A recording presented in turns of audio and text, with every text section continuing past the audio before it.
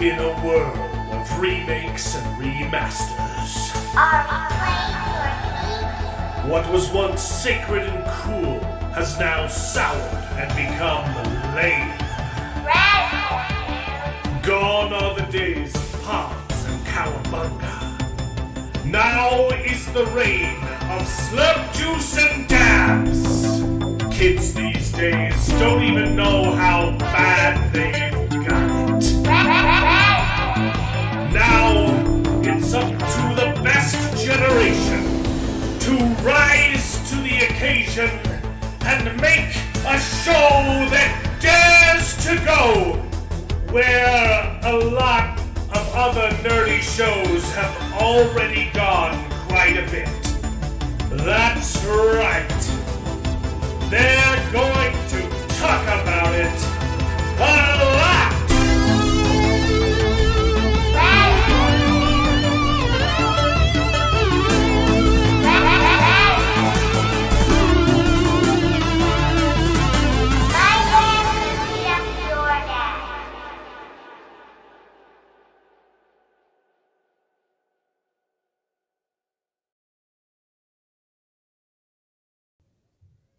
Hello, everyone, and welcome to the show. This is Best Gen, where nerds complain about nerdy things, and it's called Best Gen because all of us on the panel are Masomenos from the same generation, and we happen to think that it's the best one, not because we're better than you, but our movies certainly were, so strap on in and prepare to wax nostalgic as we reminisce upon the days of yore while simultaneously complaining about the utter filth that Hollywood keeps pushing out of its sledge pipes on a daily basis. How's everybody doing tonight? I'm doing fantastic. Woohoo! Good. Yep. Sorry, I got a little distracted. The new intro is great. I did a good job on it. Yeah, you did. Yay! Flushed it out a lot. I like it. I know that was some video editing supreme. We got no Jared tonight, no Charles tonight, so it's just us We three. got Bearded Jared right here. We got the right Bearded, Jared. you know, Yeah, there you go. we should at The, some the point. Jared with better opinions as of late. If the BS continues, I think we might have to swap names. I think we might have to He start doesn't calling even have a beard Bearded anymore. Jared. Come on, man. Yeah, I know. He shaved it all off. Unbearded Jared. Unbearded and Unbearded. There we go. Jared Prime. Yeah, let's see. The Prophet of the Dragon was supposed to start streaming 40 minutes ago. He probably fell asleep again, like he did on camera when I streamed with him on Monday. We thought he was dead. So yeah, maybe he fell asleep. Here's the goal. The goal is to finish this show before he wakes up and starts streaming, so that we can redirect to the Prophet stream. How about that? That's the goal. a high bar, man. We've got 2 episodes of Night of Seven Kingdoms and 1 episode of Pendragon. Plus, Yeah, but they were many good. movies I've got that no complaints, man. I did watch Starfleet Academy. I recorded it, so I watched it live with the Boosh because both Steve and Boosh, when I streamed with them, said they wanted to join me in my misery watching the show, but only Boosh showed up. Misery loves company, I guess, huh? It took 4 hours, so I have Oh, 4 gosh. hours of footage that I've been editing this week. I've gotten through half of it, and what I've chopped up is 45 minutes of usable footage, and I still have 2 more hours to cut. We got a little bit. We said some things that can't be said on YouTube, so I got to cut a lot of it out. It got a little political. yeah. And but I did watch it. We can talk about Starfleet Academy tonight too if David watched it. I did not have time. Well, I did Jared go and I did might watch discuss it. I did go to the theaters and I ended up seeing Iron Lung. David saw Markiplier's. Markiplier's movie. I was planning on seeing it. I could not get out this week. It was too busy. Yeah. But My attempt at getting out of the theater fell through a little bit as well, and I only got to 1 movie in the theater this week. yeah. For Hopefully, shame. I hope I have time I to know. go see Iron Lung this Tuesday. Yeah. It's just been popping up in the news a lot, and I wanted to go support him, you know? Right. Well, it's impressive what he pulled off. Yeah. And made I have a thoughts. bunch of money doing it. Yeah, the budget it's doing was only really like well in 3 theaters. million or something, like a super crazy low budget for movies these days. Paid And for it himself. Yeah, he funded it all himself. It's like $3 million, I think was the budget, and it's already made like 14 million or something. Which compared to the big Hollywood movies is jumping straight 21.5 million. Okay, wow. Yeah, so to the opening weekend, it's double this now. Yeah. Last I heard it was 14 million. There were days where it was number one. Yes. Did you hear? There were several days where it was number one. Did I send you the article about? They took it down. They took it down. They stopped displaying it as number one, even though it was. Yeah, it was crazy. Heroes 3. What are we talking? I love Heroes 3. What are we talking about? Behind David. You're behind on the chat. Catch up if you're gonna look at things. Sorry. I just saw it and I'm like, I love Heroes 3. Why are we talking about it? David's got it behind Magic 3 is that's the card game. No. That's the board game. The card game's still coming out. This is the board game. I was like, I paid for the card game. If you got it and I didn't, no, that's still. I think that's end of the year. All right, we got some wonderful people in chat. The board game. I got an unboxing of this expansion plus the first Kickstarter too. If you want to watch that, we got board game. Plug that for you, Jaws. In there. So yeah. All right. Okay. Point of the story is. Good evening, Fahrenheit tips. I always want to say tapes. Like the Fahrenheit tapes, some kind of conspiracy theory, you know? Right. Heroes 3 Complete was the best game of all time. All hail the Merlin. Nice. Okay. Cool. Point of the story is, I don't really watch Markiplier. I appreciate the craft. I was never. Yeah. I don't know. He just never fell in my circle of influence that I watched it. I'm not much of a video game YouTuber watcher. You know, exactly. I'll catch it. The most that I've ever done is video games that I'm interested in picking up. Yeah, check it out to see if it's good. Check it out, but I've watched a couple of his videos. But yeah, he stopped doing those for a while. He's a cool guy. He joined the Corridor crew just to learn how to edit videos. Yeah, that was like a year ago, wasn't it? Yeah, and then so he was on a couple of their Corridor Digital's YouTube videos, so that he could make his own movie. He learned how to do CGI for his own movie, and then he went out and made this movie. Crazy. That's crazy. Awesome. Crazy awesome success story. Yeah, so I'm not even like, I don't dislike Markiplier, but I'm not like a Markiplier fan. I didn't even hear about Unus Annus until the day that it ended. So he did a thing for a year with another YouTuber. Yeah. Where they created a YouTube channel, did daily videos for an entire year, and then deleted the channel. Oh, wow. So I heard about that the day it was deleted.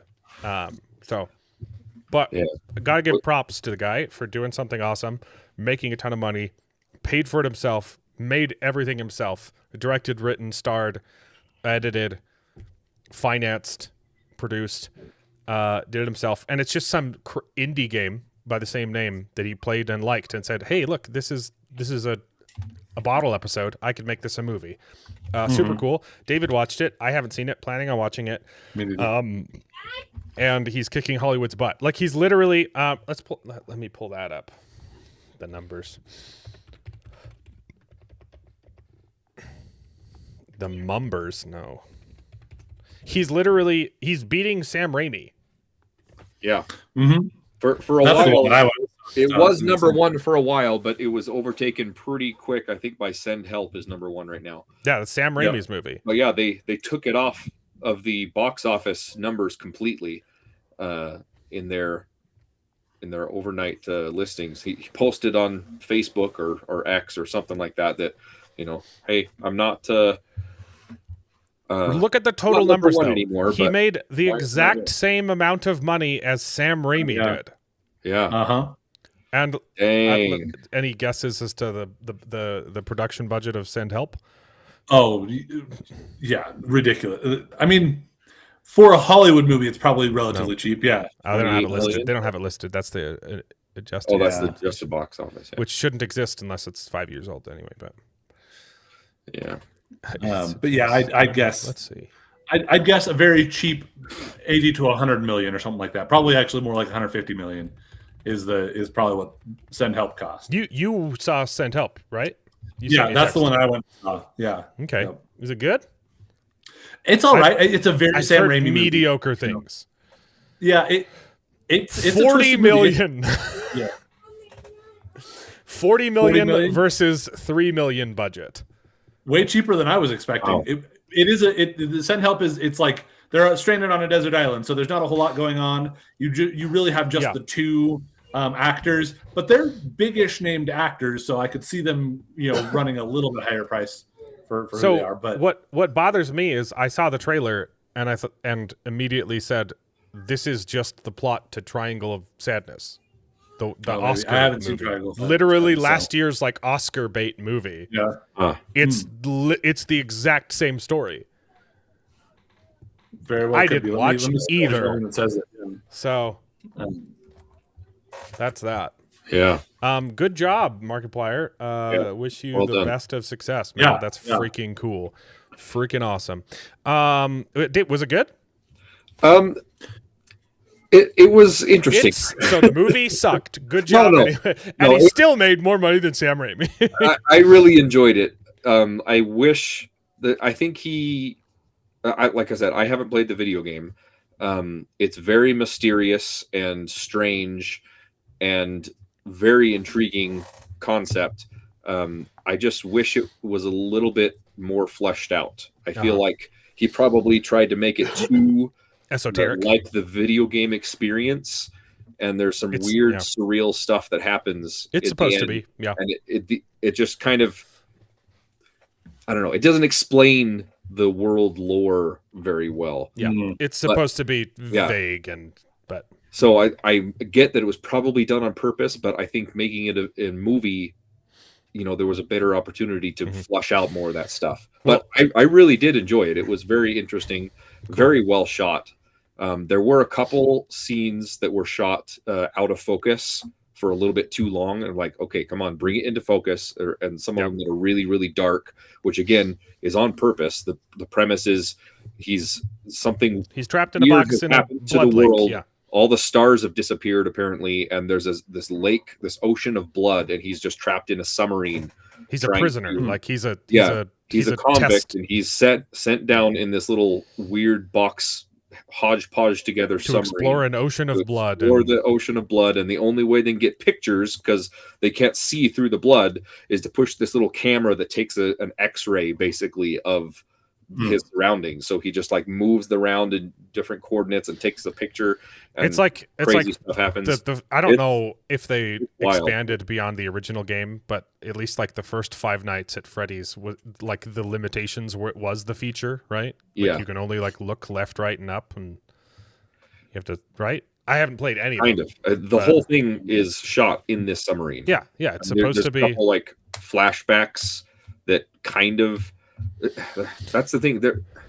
It hints at some stuff that happened before to get the world into this situation and what happened to this character in particular. And there's little tidbit flashbacks of some other stuff, but it doesn't really explain that. I wish that was kind of more explained. But what we got, it was cool. It was really interesting and I hope I have time to go see it next week. I've also been like refreshing Cinemark's website twice a week to see if they're adding any Utah showtimes for Nirvana the band, the show, and they just barely added some showtimes in Provo. So nice. Nirvana the band, the show, the movie. Sorry, I'm gonna. Can't wait to see that. It's gonna be so good. I've been waiting for this for a long time. Very cool. Point of the I remember you mentioning it a while back. I'll also say real quick, you mentioned Send Help being very similar to Triangle of Sadness. Somebody on Reddit was saying that very similar, except that Triangle of Sadness was more satirical and more than two individuals, while Send Help more was like a little bit horror more comedy, horror, gory. Yeah. Again, if you've watched anything Sam Raimi, which honestly the only things I've actually watched of his are all the MCU stuff, but from what I've heard and clips of Army of Dark, Army of Army of Darkness, Darkness is the Astro, third. there's little clips of Dead or whatever. that idea. It's not quite as goofy as that, but it's more along the lines of the kind of tone that you're getting out of a Spider-Man or a Doctor Strange, but in a real world sort of thing. And it's a messed up movie. Like Rachel McAdams' character is messed up. Dylan O'Brien's character is a douche, but Rachel McAdams' character is messed up. But yeah, so if that's your thing, check it out. But yeah, I've heard mostly bad. Like it's no Sam Raimi. Like he's phoning it in. He's very infamous for his Raimi-isms, and it kind of feels like he just made a corporate movie, you know. Yeah, that's fair, because I was going to say there's a couple of Sam Raimi-ish things, and it's still very much like this is definitely Sam Raimi made this movie. Like you can kind of tell with the topic and the tone, but it's not all that. It's not like, whoa, that was a Sam Raimi movie. Like watching Multiverse of Madness again, having only heard about what that Sam was Raimi not a Sam Raimi movie, dude. There was a bunch of Sam Raimi isms in there, like the eyeball creature and that getting sucked out. It was more like an homage to himself, vaguely. Like hey, and I'd say this is another step down on that, because it wasn't as overt on some of those Sam Raimi isms, but okay, Salty. Unfortunately, we don't have any bad takes for you today, because Jared's not showing up. Yeah. And that doesn't Salty not like Pendragon? He won't watch it. He won't watch it. That's right. He'd like it if he did. And there's actually something to criticize in this episode. Like the episode's great, except literally just one thing where I was like, "That's retarded. Why did they do that?" And Jared's not even here to pick it apart, so we're not bringing it up. Well, now I'm curious to what that might be, because there was one thing that I thought I didn't like, but then they actually fixed it. I know what you're talking about. That's not it. No, it's late. It's after that. It's when they assault the keep, and they just open up the gates. Yeah. No, and I literally just read the part in Arthur where they don't do that, and it solves a problem. You're like, hey, we can't get in. And it's like, it literally says they could do nothing but bang their pommels on the gates, and we had won the fight. And you're like, okay, so why did you do it in the show? Yeah, that pissed me off. Other than that, phenomenal episode. Yeah. Also, in that same scene, they were shooting arrows into mixed melee combat. Yeah, that was the other thing that was. It was a freaking awesome shot. It was. I will say though, that doesn't bother me that much, because it was a small tower. You know, like it was like a 7-foot wall. Like, so you can aim. It's not like you're shooting into your own guys. You could make a mistake, but the odds of it are a lot lower. Into their own melee combat guys. Yeah. The other thing that I thought was odd was to the idea of, we got the melee combat, and right when they open the gates, that they're out there, they're saying, hey, we're gonna come and we're gonna mess you up or whatever. They start shooting arrows at them, and the guys are like, get off our horses! Instead of having the advantage of our horses, we're just going to fight hand to hand. That seemed weird to me. And then, of course, the other guys just open their gate and let them come in. And it's like, why are you dismounting? Why are you not taking advantage of your advantage? Well, I think mounted combat is best for the battlefield, but it's not good for. It's not good for a siege. It would be tight. Yeah. It would be, but again, they opened the gates right then, so there was no reason to. You could ride through. Vadion's never even heard of Send Help, so I've seen a bunch of trailers, haven't seen the movie. I there's haven't a good watched amount of the trailers original about it, but it's Dark not Man. a hugely advertised one. So. I should probably watch Dark Man. That's a famous movie, huh? Oh, it's Sam Raimi. Yeah. I haven't. Maybe it's getting remade. I don't know. I was thinking it was. Primitive War had $7 million budget with CGI dinosaurs. Yeah, I still need to see that. I've heard it was great. Do you think? Yeah, Markiplier was on time. I watched you did. Okay, you watched it. Salty watched Pendragon episode 2, like 90% of it. But that bad 10% is destroying the show. Yeah. Yes. It gets better. Yeah. The first episode has the most bad in it. The most mistakes. It gets way better. Steve keeps saying it gets worse. Steve is full of crap, dude.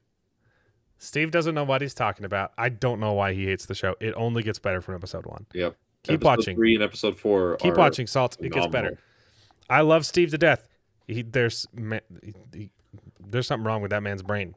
Okay, he falls asleep on his own streams. Don't trust his opinions on.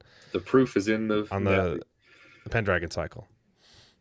I have no issue sacrificing your own troops. Yeah, he's just wrong. He's absolutely wrong. Yes. Okay. So we've got the Pendragon cycle, episode 4 to discuss. Mm-hmm. We've got 2 entire episodes of Night of the Seven Kingdoms to discuss. 3 and 4. 3 and 4. I don't even remember what happened in 3 because I'm so excited. I know, that's to what I talk was about thinking more. too. I'm like, 3 was a good episode, but I am so excited to talk about yesterday's episode because it's 4 was literal really good. perfection, So and it's good. and it makes me even more pissed off I did have about one. the giant penis that they shoved into episode Mm-hmm. 2 because like I want to recommend this show to everyone. It's literally a perfect adaptation, and I can't do it because there's a giant penis in episode 2. I'll have to say, like, literally, and just literal close your coming eyes. out of somebody's butt. Like, yeah. Yeah. Like, honestly, like, you could this is one of those things. So I'm not big on doing like the VidAngel thing because I'm like, I want to see what they're at least presenting, even if I'm like, I really didn't need that, but I want to be able to see it but so this, that I know. it for sure. literally adds This is nothing. absolutely one of You those can that cut it out and nothing changes. Yep. Absolutely nothing. And most of the time you could cut it out and it wouldn't alter anything with a lot of other things. But like this, absolutely, like we pointed out with the first episode where he's crapping out and you see his butt. You could just have cut to him straining behind the tree, and that would have communicated everything you needed out of that one. Yep. You did not need to have actual crap coming out. Yeah.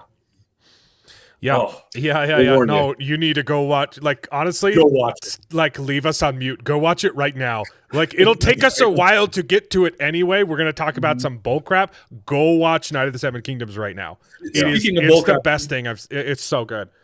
Speaking of bullcrap, and again, you touched on it a little earlier already, but just before I watched episode 4 of Night of the Seven Kingdoms last night is when I watched Starfleet Academy. Okay. And Don't the distract contrast me was on. just- oh my gosh. Okay, go ahead. I'll get to that in a second. Salty all C liked the casting order of music. The music's so good. Effects, cinematography, but they're destroying the immersion with incoherent scene jumps. Yes. Atlantis fall into the sea. And was huge. those scene jumps are more a problem in the first 2 episodes. Yeah, not Especially showing episode Atlantis 1. fall is a budget problem. Yeah. You're like, but also, yeah.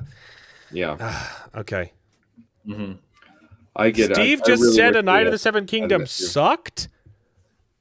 No. What? No. This No, was no. I cried. I cried in episode 4. It wasn't like bawling, uncontrollable crying like when I watched Return of the King. Surprisingly, I have made it through that movie once without even getting moist. But just Which once. movie you said? Return of the King. Oh, yeah. Oh. I'm not like My bawling. friends, you bow but to no one, and I'm going to tear up right now. I thinking did. about I that. got really moist in this episode, and I produced a single tear that dripped down my face, and the light sparkled off of it. But I also know how the story. I also know how the story ends and what episode 4 was setting up, so it made me more sad. But it's beautiful. Episode 4 is beautiful. I agree. Go watch it. Yeah. Dude, it's peak. It's peak. And it doesn't have any of the crap that the other. Yeah, it it needs to really be does mentioned. not have any garbage. There was one issue I had with episode 3. I think it was episode 3. Yes. The one each episode has a bit, like gross outage, but it's been getting less bad almost every single episode. Yeah. Especially 3 and 4. We're like, hey, okay, fine. That's a bit of a gross out gag, but it fit really well. Whereas those first 2 were just too much and completely ridiculous. Yeah, episode 5 is gonna be nuts. It's gonna be the finale, and then episode 6 is gonna be the ramifications of the finale, like Game of Thrones used to do. Okay, so we've got that to talk about. We've got Pendragon Cycle to talk about. We've got the finale of Fallout to talk about, which is completely unmemorable. I almost forgot that we had to talk about it today because it's bad, but not like bad enough. It's not bad enough to care about it, you know. And we've got, unfortunately, Star Trek Academy because you guys bullied me into doing it. It was not worth the $20. I streamed with Steve and Boosh on Monday, and I brought it up offhand, and they said, "Oh yeah, we'll join you. We'll watch it together." Steve fell asleep; he didn't show up, but Boosh showed up. It took 4 hours. I have 4 hours of footage of us reacting to this bullcrap TV show. I've been editing that footage all week. I'm halfway done, and I have 45 minutes of edited footage and 2 more hours to sift through. I hate you guys. I hate the show. I hate myself, and I hate you most of all. But please subscribe.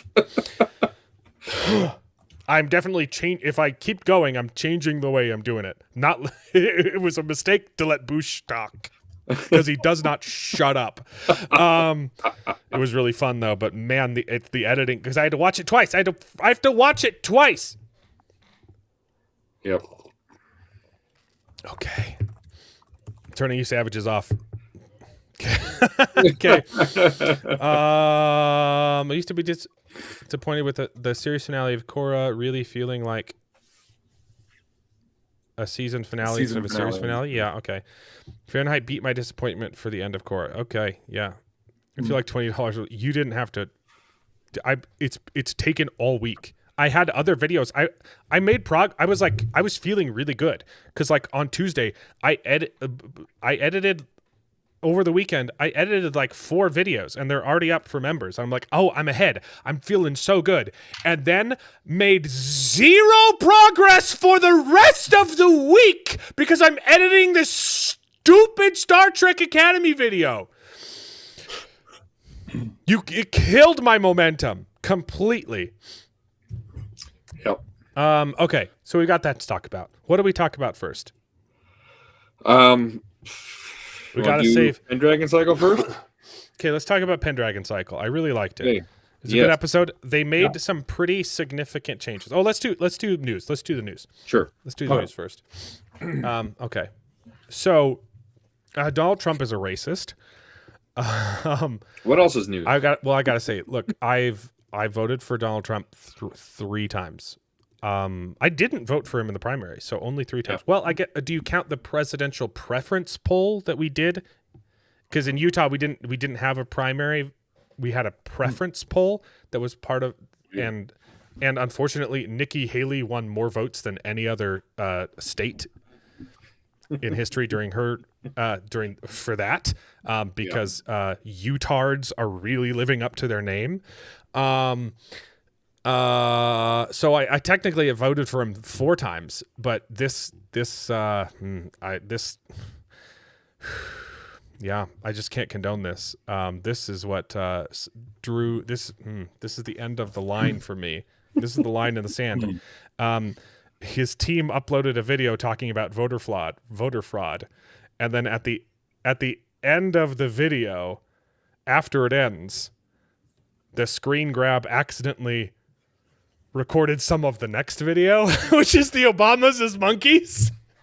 And it's clearly, they didn't make this, right? It's a Reels. Like you can see it popping up, right? So they were screen grabbing this.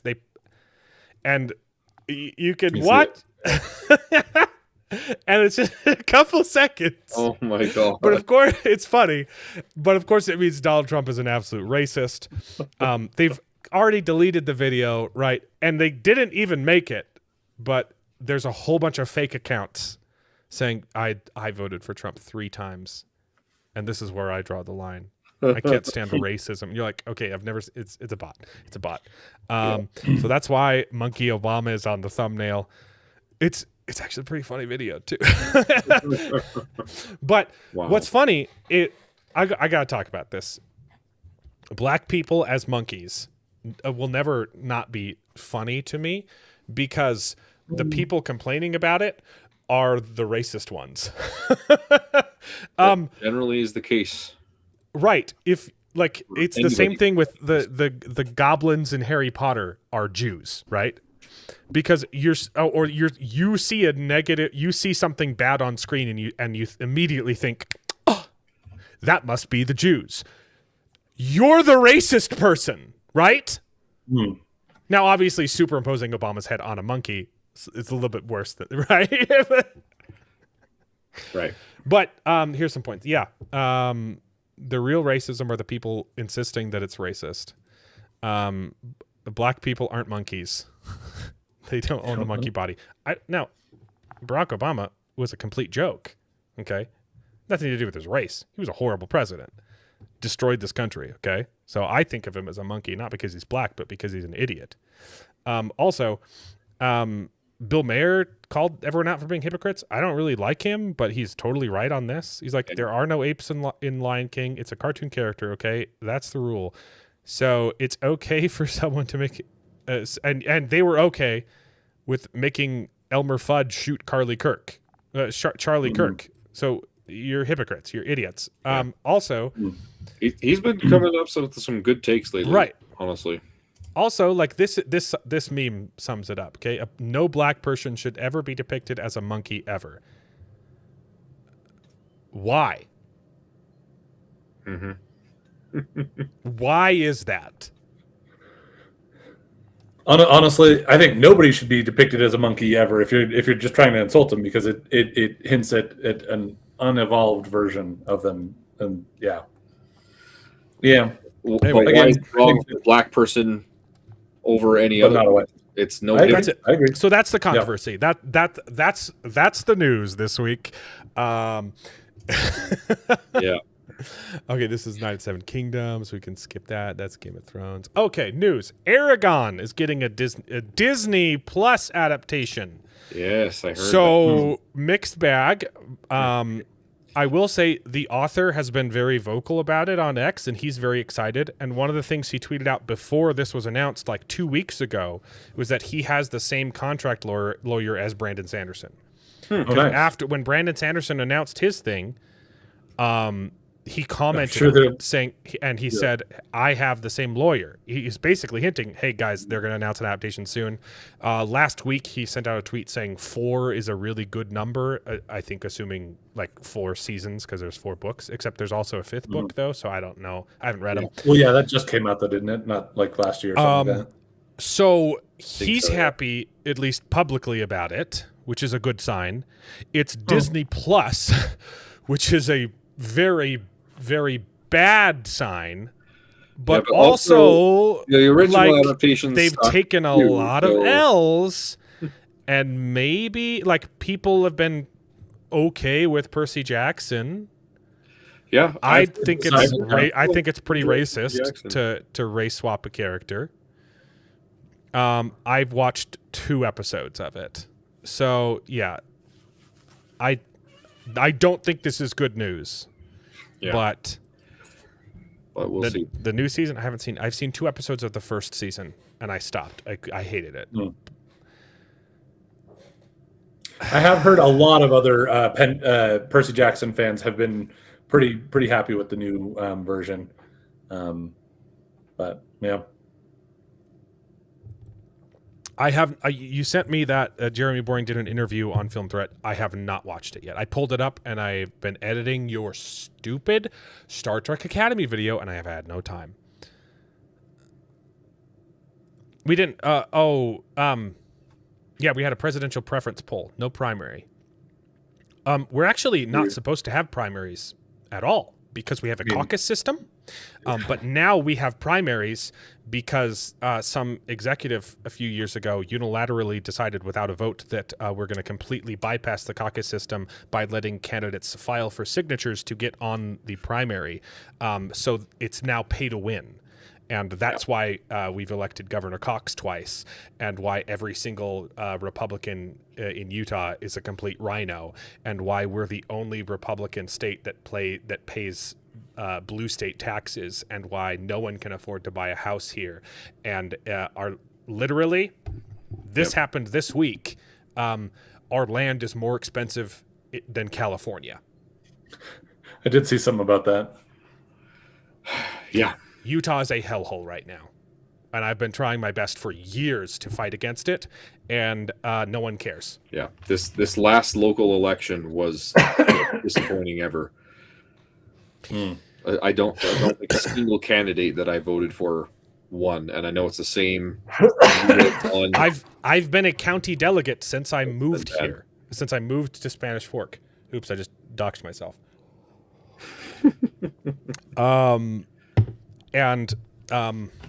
The first year was good. We got a pedophile out of office. For some reason, our attorney general was a pedophile. That's always fun. It was so bad the state stopped prosecuting pedophiles. I had friends who were police officers. This is going to get us demonetized. I don't give a crap. I have friends who were police officers, and it got so bad they would go to people's houses with records of their internet stuff. Like, hey, we know this guy's a bad guy. They would walk up, knock on the door. Hey, we're here. We have a warrant to search this guy's apartment, and they're like, "Oh, you mean this? Here's my computer. You can have it." That's me. Hi, because they know they're not going to be prosecuted. They literally have all the evidence, and the criminals did not care. So 5 years ago, we got that guy out of office, but ever since then, not a single candidate that I vetted and voted for has won. Yep. Or if they do win, the few that do win the caucus system don't win the primary. Yep. Because of those signatures Yep. pay their way onto the ballot. And turns out Governor Cox didn't even get those signatures. Yeah. Most of them were fake. But he's sealed the records and won't release them. Yeah. Pretty corrupt. Yep. Politicians. So more of the story is the Aragon TV show is gonna suck. Sorry. I mean, Christopher Paolini's excited about it. He's been tweeting. But also, the first adaptation was pretty derided, so maybe Disney thinks this is an easy win for him. I was gonna say, can't get worse. Probably. I will say they have been taking a lot of L's, so maybe they turn a leaf. Like, from what I've heard behind the scenes, like that's what they're trying to do with Doomsday, is refresh the slate. Yeah. But the teasers that I've seen for Doomsday, like, I was not excited at all. Still don't know why they're bringing back Robert Downey Jr. But the teasers that I've seen for Doomsday are like, maybe this will be good. I don't know. I'm not going to see it initially in theaters. I'll wait for initial review, but I don't know. Okay. This Iron Lung movie was the first movie that I've been to the theater to see since, I think, Godzilla -1. It's been a long time since I've been to the theater. See, and I also know that I feel relatively, I made sure, even though I only got to go see Send Help, I made sure to buy a ticket for Solo Mio, because it's another Angel Studios thing. So that's out. The other one that I think I want to take my wife to see next week for Valentine's Day. I did get a chance to sit in on about half an hour of it before I had to come home, so I could try to get some food and get in time for the stream or whatever. I'm curious to see where they go with it, because I anticipate they shift it, but the way that it was setting up, I'm like, I don't know if I'm going to love this, but it could be interesting. I mean, Kevin James can be pretty funny sometimes, and yeah, I don't know. Well, we'll see. It seems like he's playing a more realistic role too. Like he's always been kind of the Adam Sandler kind of actor, just playing the doofus or the self-deprecating humor type of thing. But this one looks like it's an actual. Good. Yeah, like I said, I saw the first about half hour of it, and I think it a couple of times it kind of started coming up to that line of him being Kevin James. But most of the time it stayed shy of that. So it gave enough hints that I'm like, they could still go bad with it. They could still go over the top with it, I guess would be the better way to put it.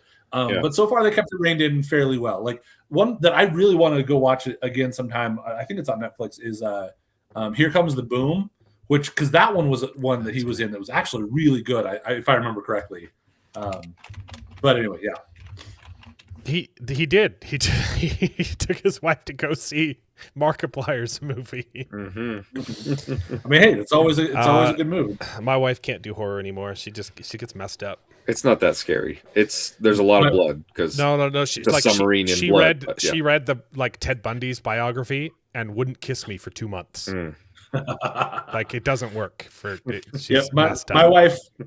My wife actually really likes the horror quite a bit, even more than I do. Like the other night, she went and I mean this doesn't really count as horror, but she went with a friend and they watched Bambi: The Reckoning. I mean, she watches those ones because they're terrible movies, and she loves laughing at those. Yeah. But I started watching The Wheel of Time with my wife, but that was too much. That was too scary as well. Yep. That was too horrifying. Yeah. She literally did stop watching though. I couldn't. She wouldn't watch it. She walked out episode 1, didn't she? Yeah. Or no? Did she watch? She watched half of the first season. Yeah. And because they released the first 3 at once, and they weren't terrible until episode 4 or whatever. Oh no, she finished season 1 and hated it. Yeah. Because of what they did to Matt. She would not. She wouldn't start season 2 with me. They ruined Matt for sure in season 1. Okay, really so you guys are really bad at reading the room. Baldur's Gate is getting an adaptation for HBO. I haven't played the game. I know people liked it. I also know it was kind of woke. Yeah. I also know that the game studio is not involved at all, and they did like all the lore and stuff. So red flag. It's also the same red flag, green flag, 2 flag, woke flag. I don't know. I don't know if this is good or bad news. Well, it's by the director of The Last of Us, right? So that wasn't okay. That wasn't greatly news. faithful to the. Well, I guess it was kind of faithful. And it's a sequel, so you have to play the game first. I think this is bad news, guys.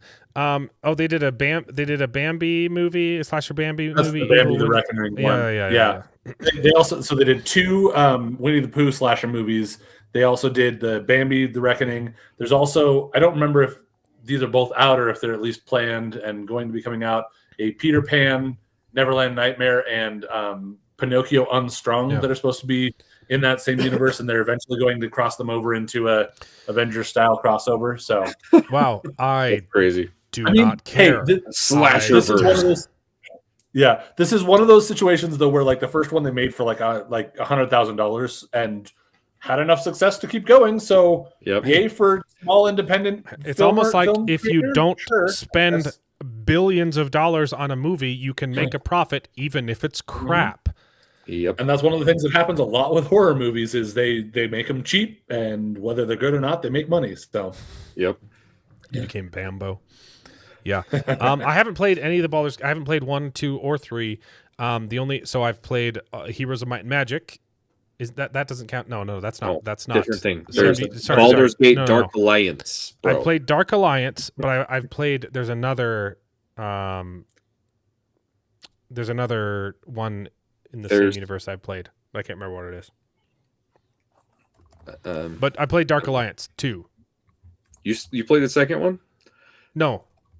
It's just the first one that we had on PlayStation 2. Yeah. We didn't get the second one because it was like $70 or something. It was like a rare find at GameStop. But now they re-released them on Steam, and I'm just waiting for them to go on sale so I can play those games again. They're fun. The new intro. We've been playing the new intro for like a month since January. I told him that too. It's not the new. Same intro. He's just hearing you saying, I was just admiring how good a job I did editing it. It's the same intro. He just filled in the cracks, so it's Icewind not just Dale. Icewind Dale. I've read some of the the prequel one. Icewind Dale was the first one that was written, but I've read the ones that were written after that came before the ones about Drizzt. Icewind Dale is also about Drizzt Do'Urden, but I read them out of order because someone lied to me. Because Audible lied to me and labeled it number 1 because it takes place. Whatever. I'm mad about it. I've read a little bit of Drizzt. Drizzt is fun to say. Point of the story is I don't care. I'm sorry. I'm happy, or also I'm sorry. But it's getting an adaptation. Next story. We were just talking about this, but apparently, Warhammer 40K is still going on. It's still a thing. It's still in production, and Henry Cavill is putting his foot down and making sure that it's done right. He stayed after hours, after all of the writers went home, correcting lines and changing colors of cloaks and making sure everything was accurate. So I didn't think this was going to happen. Yeah, especially the way that the game has been going lately. But this made some big waves this week. So that's awesome. I mean, Henry Cavill, like being a dedicated fanboy, but like actor that and trying to throw his weight around in good ways. Yeah. I hope the best for him as he continues to do that. He's just such a dedicated fan to these franchises. You know, it's great to see. We already talked about like who he could cameo as in the Cosmere, right? Yeah. Did you see that? There's a couple posts going around about fan casting now that it's officially announced, and the best one I saw was Henry Cavill as Dalinar, Henry Cavill as Vasher, Henry Cavill as Adolin, Henry Cavill. You know, make it. I want to see Henry Cavill as Vasher. Vasher is the one. I'm telling you, Vasher is the one. I think Vasher. That's what I said. Don't you tell me. Hey, that was my casting. And then you said, "Oh yeah, you're right." Yeah, absolutely, absolutely. Vasher is the one. Yep. Made the deadline for negotiation with Games Workshop. Yeah, that's so I don't know what you're trying to say here, but the problem is Games Workshop is super woke, right? And they've been corrupted from the inside out. So this could still be dead in the water, but I don't know how much control. This is one of those cases where like it would be better if they didn't have any control, you know? It would have a chance. Yeah. He's the Hollywood Jesus. He will save us. See, it was supposed to be Brandon Sanderson. Yeah.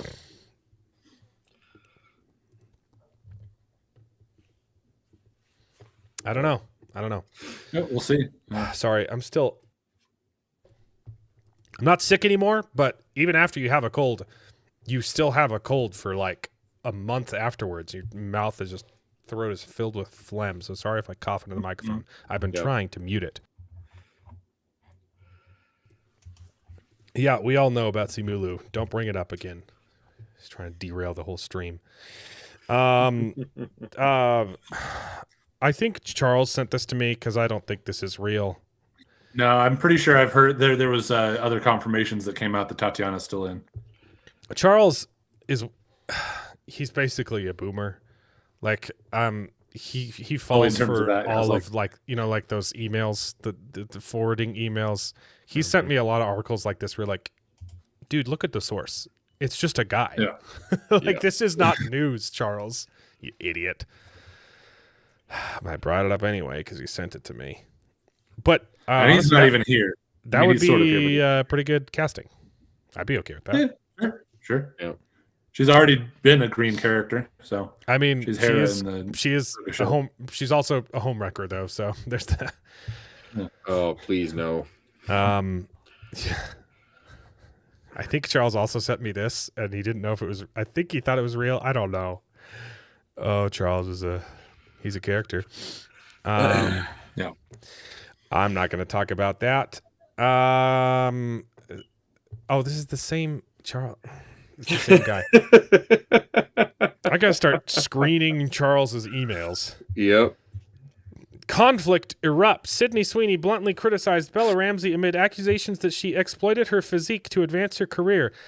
Bella Ramsey exploited her retardedness to advance her career. How is that any different? She leaned into the Down syndrome to get jobs. Because woke Hollywood felt guilty and they cast her in everything.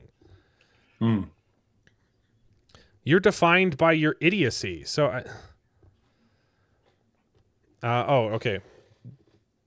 I have an attractiveness that people crave while you haven't even defined your own gender identity. I don't think this is real at all. Oh yeah. Okay. Charles.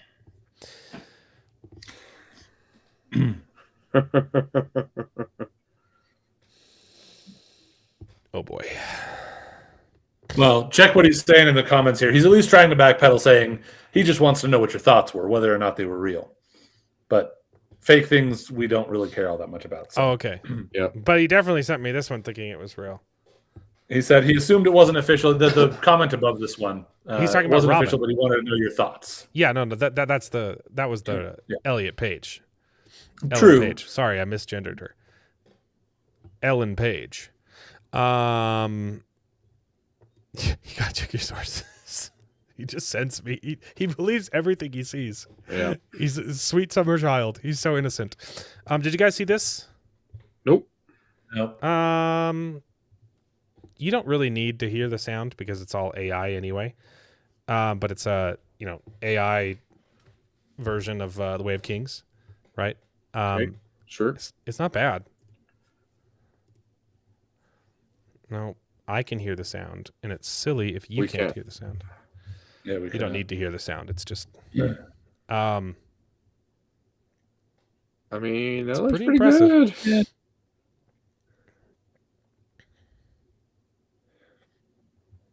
Nice. That's actually good. yeah, that shot is the best He part. also shouldn't be on the floor. He needs to be either on the ceiling or on the walls. He was. He was on the ceiling and then he jumped Well, down. he started on the ceiling, but now he's on the floor. He started on the ceiling. Because he jumped down to kill them. Now he's on the floor, and he shouldn't. Yeah. He doesn't. I don't think he ever gets on the floor. I think he stays on Look, the it walls. of the shows ceiling him the whole jump time. down.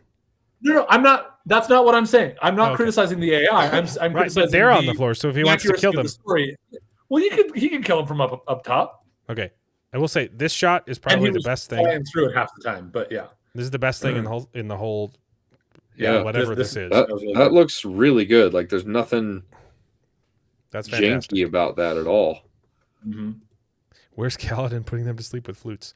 So this is pretty good. Like you can tell it's obviously AI because there's no continuity between shots, right? Yeah. So even though they try to present this as a scene, it still reads like a trailer because Right. of the lack of continuity, okay? Right. It looks you can get really good looking shots. It's still really hard to get good continuity. Yeah. So this is impressive. There's still a lot of work to be done. We're not there yet, but it is making Hollywood look retarded. Yeah. But the people like completely glazing it and being like, "Oh, it's Hollywood's dead." You're like, well, they should be scared, but this is not peak. It's impressive. It's very impressive, Yeah. but it still needs work. The fidelity in the faces is really there's a little It's bit getting of weirdness it's around getting really, really good. around the mouth a little bit, but holy cow. But we're not there yet, you know? Yeah. See, look, No, he right. whacks at them one time, and then it's just the next scene. You know, like the continuity is awful, and then this is the worst. Like this is the continuity wise, this is the worst part. Looks good, but it tries to string this together into a cohesive scene. It does a very bad job. Watch. Yeah, and he's in a completely different place. Right. And the They doors are switched completely different. places. Yeah.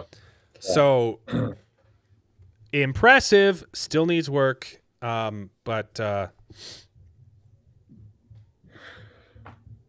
And I mean, this speaks to the quality of the AI. That my bigger problem is the like, oh wait, but that's not how that goes. Wait, he should have been on the ceiling the whole time instead of getting onto the floor at any point.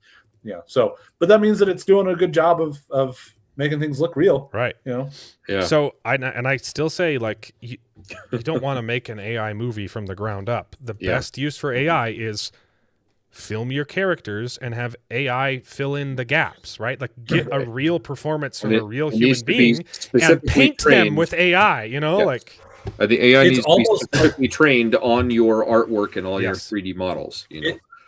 It also is kind of like how, you know, even with CG, most of the time it's great to have an actual practical something there Right. and work from that and build off of it, like they did again all the way back in Jurassic Park. You know, they mixed those and having just CGI doesn't look great. It's getting better, but it often will Also- look bad. Yeah. So I gotta say, have it augment. my you know? second favorite part of this is this campy title. Like, this is like, Yeah. It is. I love that. It is Like, also very. it's Yep. it's 80s. Like, this is, It's pretty sweet. I would watch that. heck I'd out say of it's- that, I'd say you it's know? eye I'd being say a it's sword looks pretty 90s. awesome. Yeah. I do like it, but it is very like to me like very very 90s Sure. like Yeah, quality of late things. 80s, and early 90s. late 80s, Yeah. early 90s, that sort of thing. Dude, that I love the to me- titles. What's I think ridiculous it's is good, but I don't know. To me, I've almost felt like we've moved past that. So it actually throws me out a little bit that it looks so 90s. I don't care. Because I'm We've used to moved something past like Game of quality. Thrones, That's not an argument. It's okay to go back. It's okay to We've go moved up back. in- Dude, there are ways in which we have moved up in better quality, like Game of Thrones. the future Like, the those future are those are used to quality, and be. this is not Game of Thrones quality. Like Remember obviously in the realizing there's 90s problems when listening to like our football, vision of the future was like jello, like everything was shiny and chromed out and squishy and sparkly, and now our vision of the future is just brutalism, which sucks. Yeah. But Yeah, it I don't know. reminds me of how. Yeah, I know. I'm sorry. Where's Kaladin putting him to sleep with a flute? So anyway, that's it. But yeah, a lot of people were a little bit too gung ho, saying, "Oh, Hollywood is dead, R.I.P." I mean, yeah, it's cool, but it's not there. Okay, but this is the best point that I saw regarding this sequence. There was a lot of stupid takes, but this is the best take. The reason why people are freaking out about it is because it looks way better than the crap we've been getting.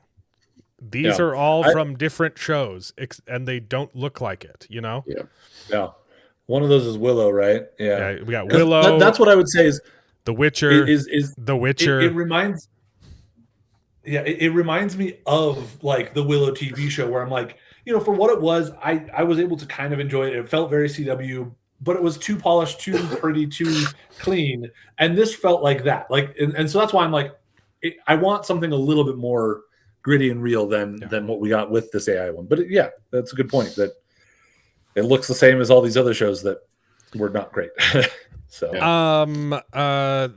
David sent me this, but I already knew it was coming. So there's going to be another backer kit campaign for Dungeon Crawler Carl, which it's not the comic book this time or the books, but it's an RPG plus. I don't know what Unstoppable is. Unstoppable is a board game by Renegade Game Studios. It's I think the original was a solo only board game, but now they're doing a Dungeon Crawler Carl themed one, and it's a 1 or 2 player cooperative campaign style game.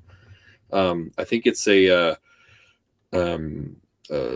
deck builder roguelike type of thing, but I think it's something that would really fit the vibe of Dungeon Crawler Carl. So good. Oh, I like that art. That art is phenomenal. So good. I'm not big into custom role-playing games, although Dungeon Crawler Carl just fits that to a T because it's an RPG in a book. It's a dungeon crawler. What is it going to cost though? Is it worth $5 to get a no? A D2? So the $5 is go towards your pledge. pack. You're not paying $5 for a coin. They'll throw in a coin if you pledged, hey, I'm going to donate to the original thing. Right, but it's going to be way more than $5. Oh yeah, for sure. I'm definitely backing the board game. Back it? That's what I do, but not the RPG. I don't know about the RPG. Yeah, but I do thing. not do pre-reservation, so I will not be doing the $5, even though I know I'm going in on that. I just don't like that practice. I don't love like custom RPGs just for the fact that I don't even care about the official like Wizards of the Coast. I don't really care about Forgotten Realms, right? I use Dungeons and Dragons as a rule set, and I do my own world building because I don't want to be beholden to it, and I don't want to read it all. Right. So like I'll pull from ideas, but it's more work for me to be handed something, a module and be like, hey, just do this. Yeah. Than it is for me to just come up with my own ideas. and make up excuses on the fly, right? Right. The one that sold me was Brandon Sanderson's, and I refunded that when he ruined it. Like I was like, oh, this would be fun, and because Steve and a bunch of other people were interested in playing it, and then we lost that interest. This is probably like the next closest thing, because I mean you wouldn't have to do much of your own world building. It's literally just a dungeon crawl. Like you come up with a trap and then get out of it. So it's tempting. It's tempting me more than most things would tempt me, but I generally don't go for this stuff. Yeah, same here. But I will definitely be backing the board game. No, it's tabletop RPG and a board game. Yep. Although, you see, a video game would be too hard because it's so open. You would need a DM to fill in to be able to code in all of the stuff for a Dungeon Crawler Carl video game and all of the see, the reason why it's fun is because you can do anything, right? Right. Yeah. Right? If you coded it into a video game, you'd be steamrailed. Yeah. You'd be railroaded. It took me a second to get through it too. I was like, I know what he's trying to say, but I can't. You'd be railroaded into like one story, and like the appeal is the opposite of that. I think it'd be really hard to make a Dungeon Crawler Carl video game. I agree. The only way I think that a video game would work is if it's a previous crawl. Story. Yeah, it's got to be a previous crawl. Like you can't make choices. You can't make choices in it. It just wouldn't work. If you're going to be playing as Carl, then you can't make choices. It's got to follow the line of the game. But I think you could be some other random character in a previous crawl and have your own choices and go through it and whatever. You know what could work? If you're going to do a video game, it can't be an RPG. It would. It would work really well. It would be a roguelike. Yeah. You just die and then you're a new character starting from level 1. That you just do 100 new crawls. You could do a roguelike, but it wouldn't be an RPG. It would be a hack and slash roguelike. That would be awesome. So we've officially now gone on long enough that Salty had enough time to watch. Yeah, nice. We can talk about it now. See, I told you Steve's full of crap. And we haven't even talked about anything. We just did news, and then we got. We haven't even finished the news. There's more news, boys. Okay, let's finish the news, and we can get to the shows. John Lithgow said something kind of stupid. Fun. Well, okay, it's kind of stupid, but also it kind of feels like he's hedging his bets, right? Yeah. So, people got mad that he accepted the role. God forbid an actor work. The role, yeah. He said it's. People bullied him for taking the role, insisted that he walk away, but he chose not to do that, and he thinks her views on anti-trans are inexplicable. Here's the fault. I take the subject extremely seriously. She has created this amazing canon for young people, and it has jumped into the consciousness of society. It's about good versus evil, kindness versus cruelty. I find her views ironic and inexplicable. Well, it's pretty explicable because she knows good from evil and kindness from cruelty. I've never met her. She's not really involved in this production at all, but the people who are remarkable. See, I thought she was involved. Yeah, I'm kind of surprised that because I've heard a couple of different things saying that she's not very involved in this. When they announced Brandon Sanderson's thing, they're like, because I thought she got more control over this deal. I thought they made a new deal, but apparently she still does not have creative control, which I didn't think was a thing. But when they said Brandon Sanderson has the best deal of all time, it really and then this just confirms it. Like, and then it cuts that a little bit. She's not in control. It also and that's why Black Snape, right? It also could be that she is kind of in control, but they don't want to tell everybody else. They don't want to tell everyone she's in control. Yeah, okay. We're gonna listen to you, and we're gonna let you be a part of this, but not publicly because of the public backlash. It upsets me when people are opposed to me having anything to do with this. But in Potter canon, you see no trace of transphobic sensitivity. She's written this mediation of kindness and acceptance, and also fighting against evil. That was a big portion of it. Yeah. And Dumbledore is a beautiful role. It was a hard decision. It made me uncomfortable and unhappy when people insisted I walk away from the job. I chose not to do that. Well, here it's ridiculous. It's not inexplicable. It's very explicable because they do things like this. What is that? This is a gender affirming facial reconstruction surgery that literally happens to young girls. And this is the one that I can show on YouTube. The ones that they do downstairs are way worse, and my channel would get demonetized. Okay, this is literally a trans person. Okay, boasting about I'm doing this tomorrow. That's a good avatar. They literally split the face open, pull out eye sockets, stretch the skin to make you look more feminine. It's freaking insane. Okay? Yet it's inexplicable that anyone could possibly be opposed to this happening to kids. Yeah. Shut up. So, more news. I don't want to talk about this. Billie Eilish can. Okay, I don't. It was. This is to show how much I don't care about the Grammys. She's on stolen land. She said no one's illegal on stolen land, but also she has a private police force and gates, and doesn't let anyone on her stolen land. And she explicitly lives on stolen land from the Sunnis or something like that. They've said, yeah, give it back. Screw you. I don't care. Here we go. This is fun. There's a meme. I saw that one. You saw this one? Oh, I this think one Martina might have posted that on Facebook. Stupid kid in Hakuna Matata shirt doesn't know the film ultimately repudiates the song's message as Simba realizes he must fulfill his role in the natural order to end the chaos and suffering caused by his hedonistic pursuit of pleasure. I freaking love it. Babylon B never misses. Okay, the rest of these are Night of the Seven Kingdoms related, so we can bring those up when we talk about that. What an idiot! What Yeah, John Lithgow's an idiot. I think he's really well cast. Chopping your money burnt off. Yeah, let's see. This Potter remake. It was David Zaslav pulling BS out of his butt after multiple failures. Same with Lord of the Rings announcement. Yeah. I don't think I don't think we're getting Hunt for Gollum. I don't think we're getting any of those movies that were announced. That'll never. It's just not going to happen. Yeah. No. They just so it's not. We don't even have to wait for it. Someone just got sued. There's precedent for it now.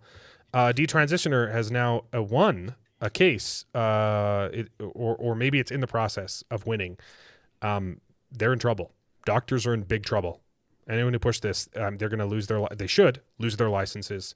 They should never practice again, and they shouldn't have any of money at all.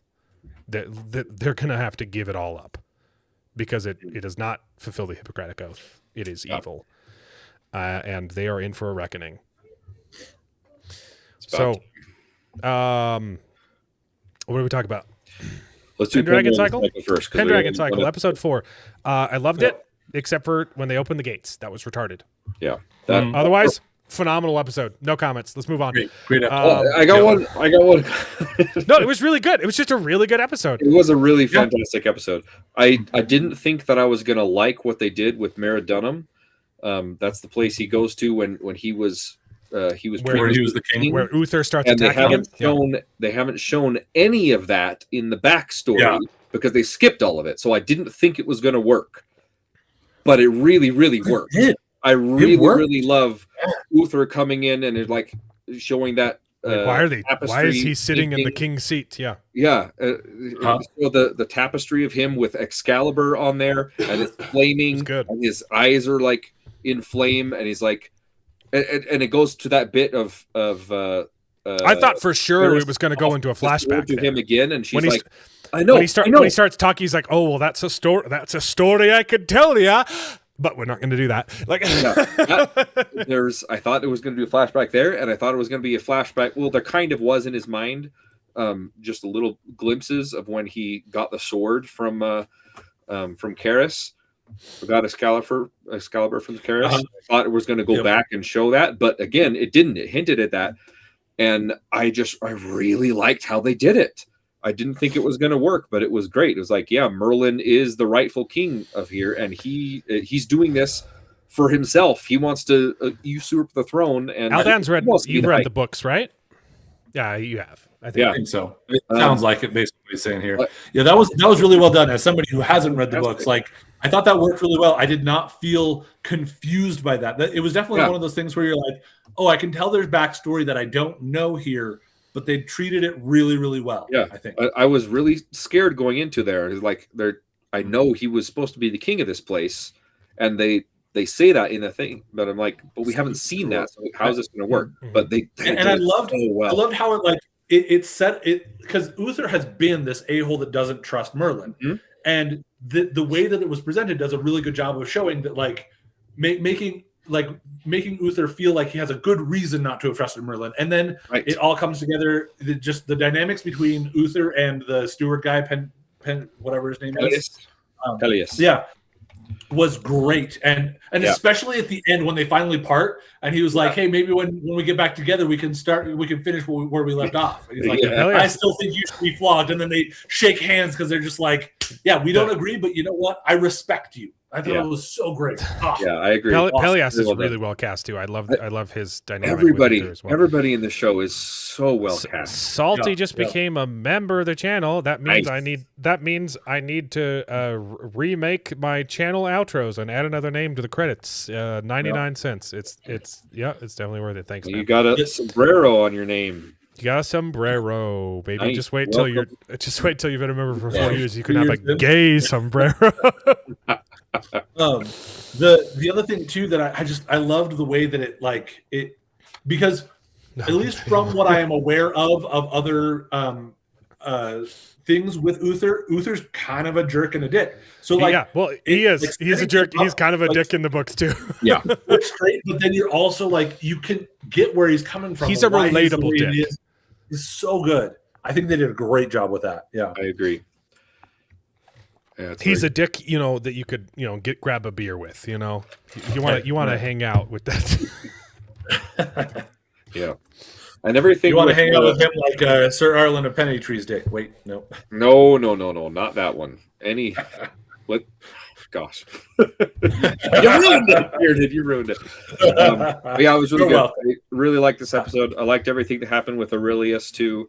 Go ahead. His attack, the Saxon Raiders. And I love David, how did you feel about what they added in what's it called? Meridunum? Meridunum? Meridunum, where Arthur and the king's son plan a little coup. Yeah, it was great. I loved it. That was not in the books. But it does a really good job of summing up a bunch of stuff that happened. Like it's completely made up, but it replaces because it allows 10 chapters of character building. It works well.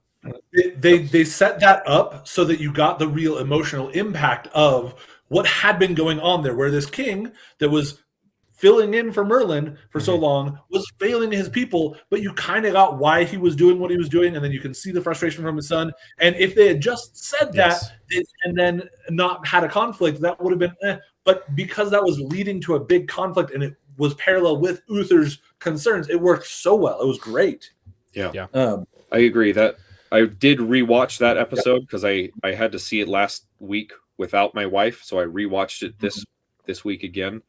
And he was definitely trying to kill Merlin in his sleep. Okay. Yeah. And then everybody else just kind of stared at him like, "What are you doing? Did you really try to do that?" And then they just ignore it and move on. It was kind of weird. Yeah. So, I thought that could have been done a lot better if maybe because Merlin was already up. Uther wakes up and he notices that Merlin is sneaking about. He's like, "What the heck are you doing? I don't trust you." And so he gets that out. Was more of what I thought was going on when I watched it, but that's what I thought too. But sounds like that's not what they did. I will say The one other thing that I wanted to comment on from the episode was if you're going to a new scene though, really quickly in the same scene with Uther, in the same scene with Uther, I really liked they gave Merlin's little magic freeze him in place. Yeah. Like that was fun. That was cool. Yeah, I like that like, quite a bit. Are you doing okay, Uther? It's like, yeah, just a little short out of breath. Yeah. Okay, because now you're talking. Like, now bring up Morgan. Dude, I was going to say, just in that, I also love that he comes out and he sees the king offering the talk to Merlin. Saying, and it's like it's confirming this is everything. exactly what I said. Like, hold up, no, I'm not taking that. You are the and like being able to be like, oh, cool, glad you showed up, so I can prove to you that you are wrong, Uther. Shut up. Yeah, it was good. Yeah, it was really good. It was a little bit of confusing editing when Pelias walks in, like you heard like swords clashing. Uther and the son are talking, so it like implied that he had fought someone else and then walked up to them, but like maybe it was just him dragging his sword on the floor. But I need to go back and watch it. It sounded like he had the sound mixing. He might have fought some guards to get into the room where they were talking. Maybe I agree that there was some of that. That again, the stuff that they were doing with it worked so well, but the way it was presented did seem a little janky. Yeah. And the same could be said. I don't know what scene you were talking about, but the one where they do the siege, and then all of a sudden Merlin is in the chambers. There was didn't show how he got. He called them out, and then they stopped fighting. So it implied. Did they stop fighting because he was like, they're out there fighting right now? Everyone stopped. Well, everyone stopped fighting, so it's implied he walked in, and then they started fighting again. Right, but then he says, "Stop them from fighting now! Don't kill Uther." Yeah, I just said he walked in, and then they started fighting again. Yeah. Yes. Yeah.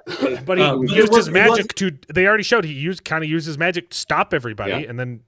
Which again, we already complained about that scene a little bit in the opening. Opening the gates was retarded. Opened the gates and it was shooting the arrows in melee, but that was a freaking awesome scene with Merlin just walking slowly and the arrows just like.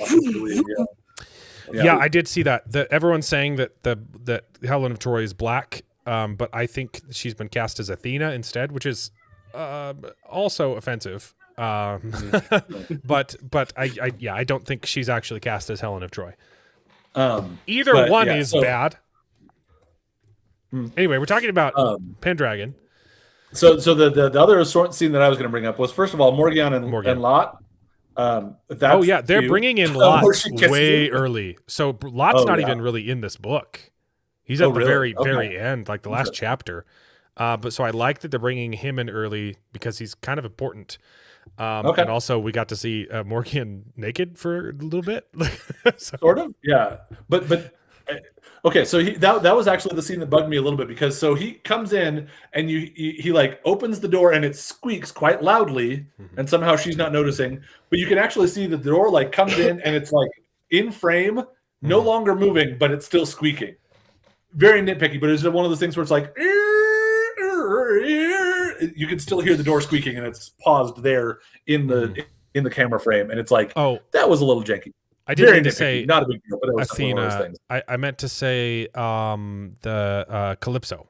I think she's Calypso. The black chick. Calypso kind of makes sense, doesn't it? I don't know. Yeah. I don't know. Home record? Calypso's often depicted Caribbean-ish. I don't know. Sure, that'll work. I don't know.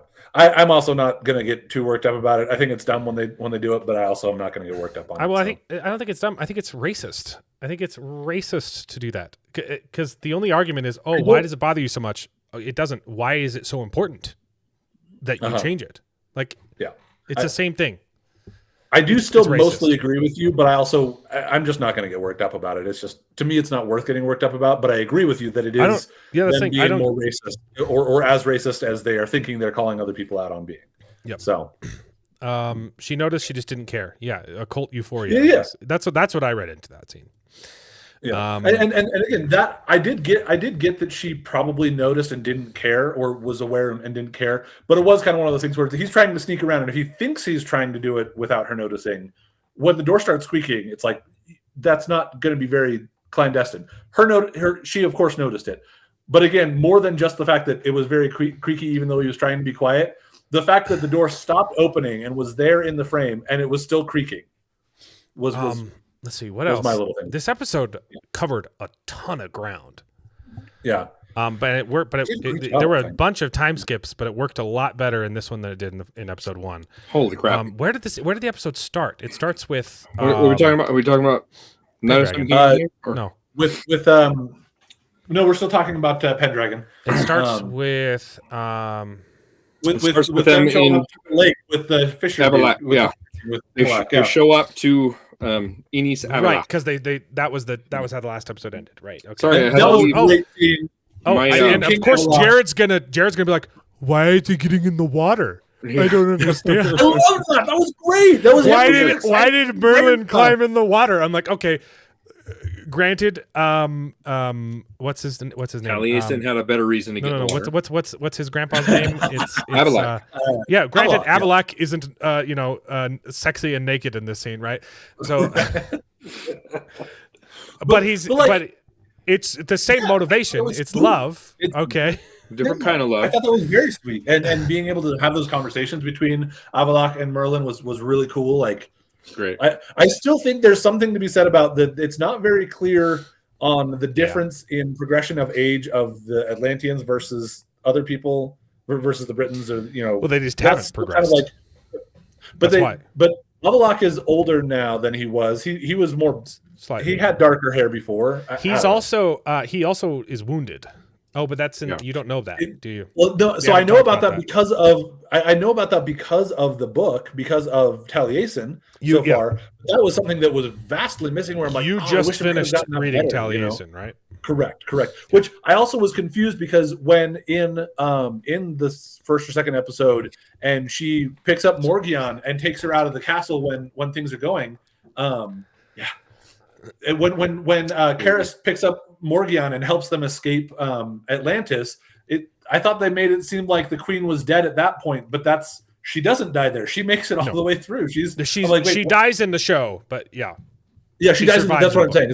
It's just that she's not really important and dies later, and totally fair. I was because of that whole like him wounded like side plot story thing going on, and the like back and forth with Morgion and with the queen and the other dude about like who's more evil, is it the queen or is it the other guy, and they're both kind of messed up, and he's saying that she's poisoning the king, but she's like, no, I'm not, and actually did help Karis. Like, I thought that was going to lead to the idea that once she died because this would be last time we were talking, I hadn't even gotten to the evacuation of Atlantis. I thought, oh, once she dies, then he's going to actually be able to heal, and we'll find out, it was true that she was poisoning him.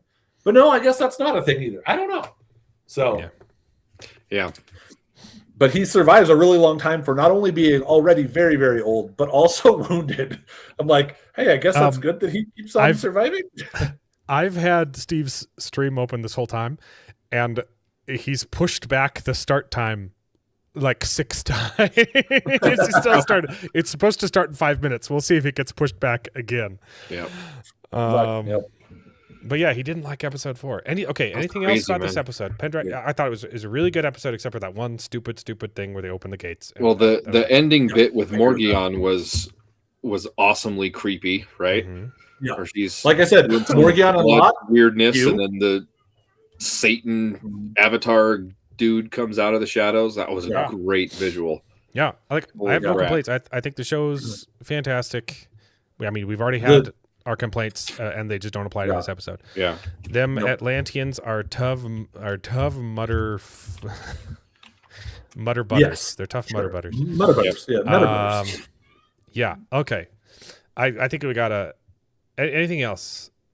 I think we gotta move on to Night of the Seven Kingdoms. Yeah, let's do that. I was gonna say, do we want to do that, or do we want to try to blow through Fallout, because there's not a whole lot to say. But I don't care about Fallout. No, everyone's they just finished watching episode 4, and Steve hasn't started streaming, so we got these guys' attention for a little bit. Let's go. All right. We got to go into Night of the Seven Kingdoms. So yeah, episode 3. Oh boy. Episode 3. Remind me what episode 3 was again. It was great. I remember it ending and me being like, "Oh, I am so jealous of people who got it early and got to just binge it, because that more than any of the other ones, I wanted to just binge straight through." I really liked this one did the same thing. I really liked episode 3, and I barely remember any of it because episode 4 is even better, and that's all I can think about right now. But episode 3, like briefly, it's a lot of character work, and then it ends with the inciting incident of Eris? No. It's not Arian. Arian? It's not Arian. Aaron? That's too on the nose. It can't be Aaron? Arian Targaryen. Hold it's up. with a Y too, apparently, as I've been looking at some of the different things. Yeah. But what's his bucket? Good old Nazi the Targaryen. Yeah. Right. It's Arion. So Arian. Not Arian. Okay, It's Arion Targaryen. Arion, yeah. Arion Targaryen. It ends with pretty him. Close. It ends with him trying to kill the puppeteer lady. Kill the puppeteer. Tammy and the T-Rex, right? Yeah. Tammy and the T-Rex. What's her name? Tannis. The problem is Tannis the Tall. The actress's name. The problem is the actress's name is Tanzin, and the character's name is Tanzel, and I can't tell the difference. Yeah. So in my head, she's Tammy and the T-Rex. Tanzel too tall, right? It ends with her. Oh, yeah, that's right. Getting almost killed by Arian Targaryen, and Dunk throwing his life away by assaulting a Prince Regent. Yeah. And here's the thing.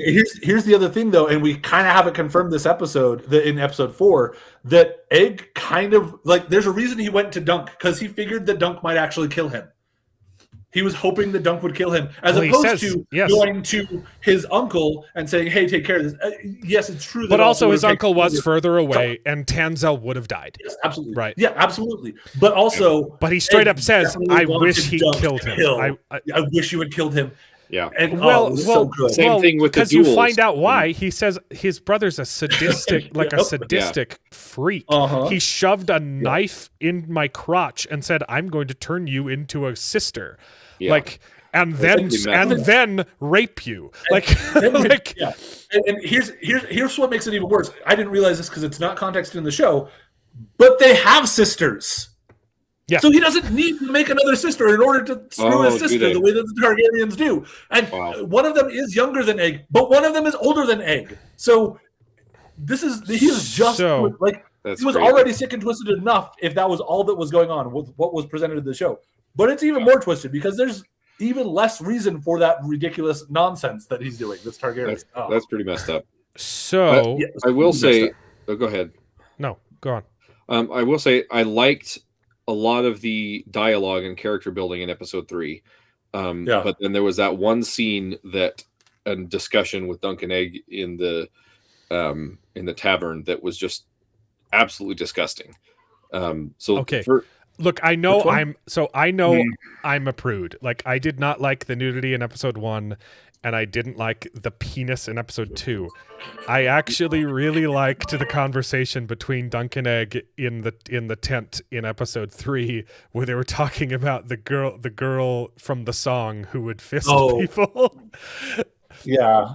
I appreciate the commentary that they got to have about it, but I'm with David in the fact it's that's just context. That conversation worked because it was used as a character building moment between the characters, and little boys talk about that kind of like that is the conversation that I had with people in elementary school. It was gross because that's the point.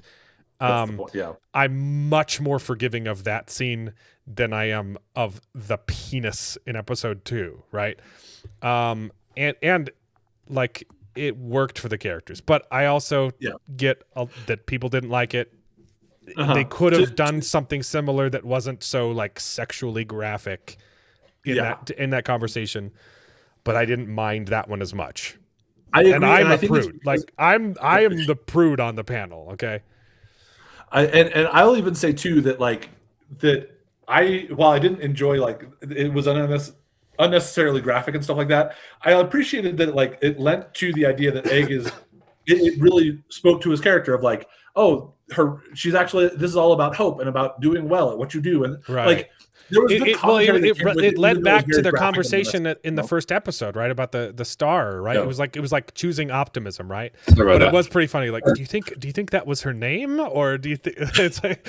I don't know. I thought that was really gross and inappropriate conversation to have with a young kid. Yeah.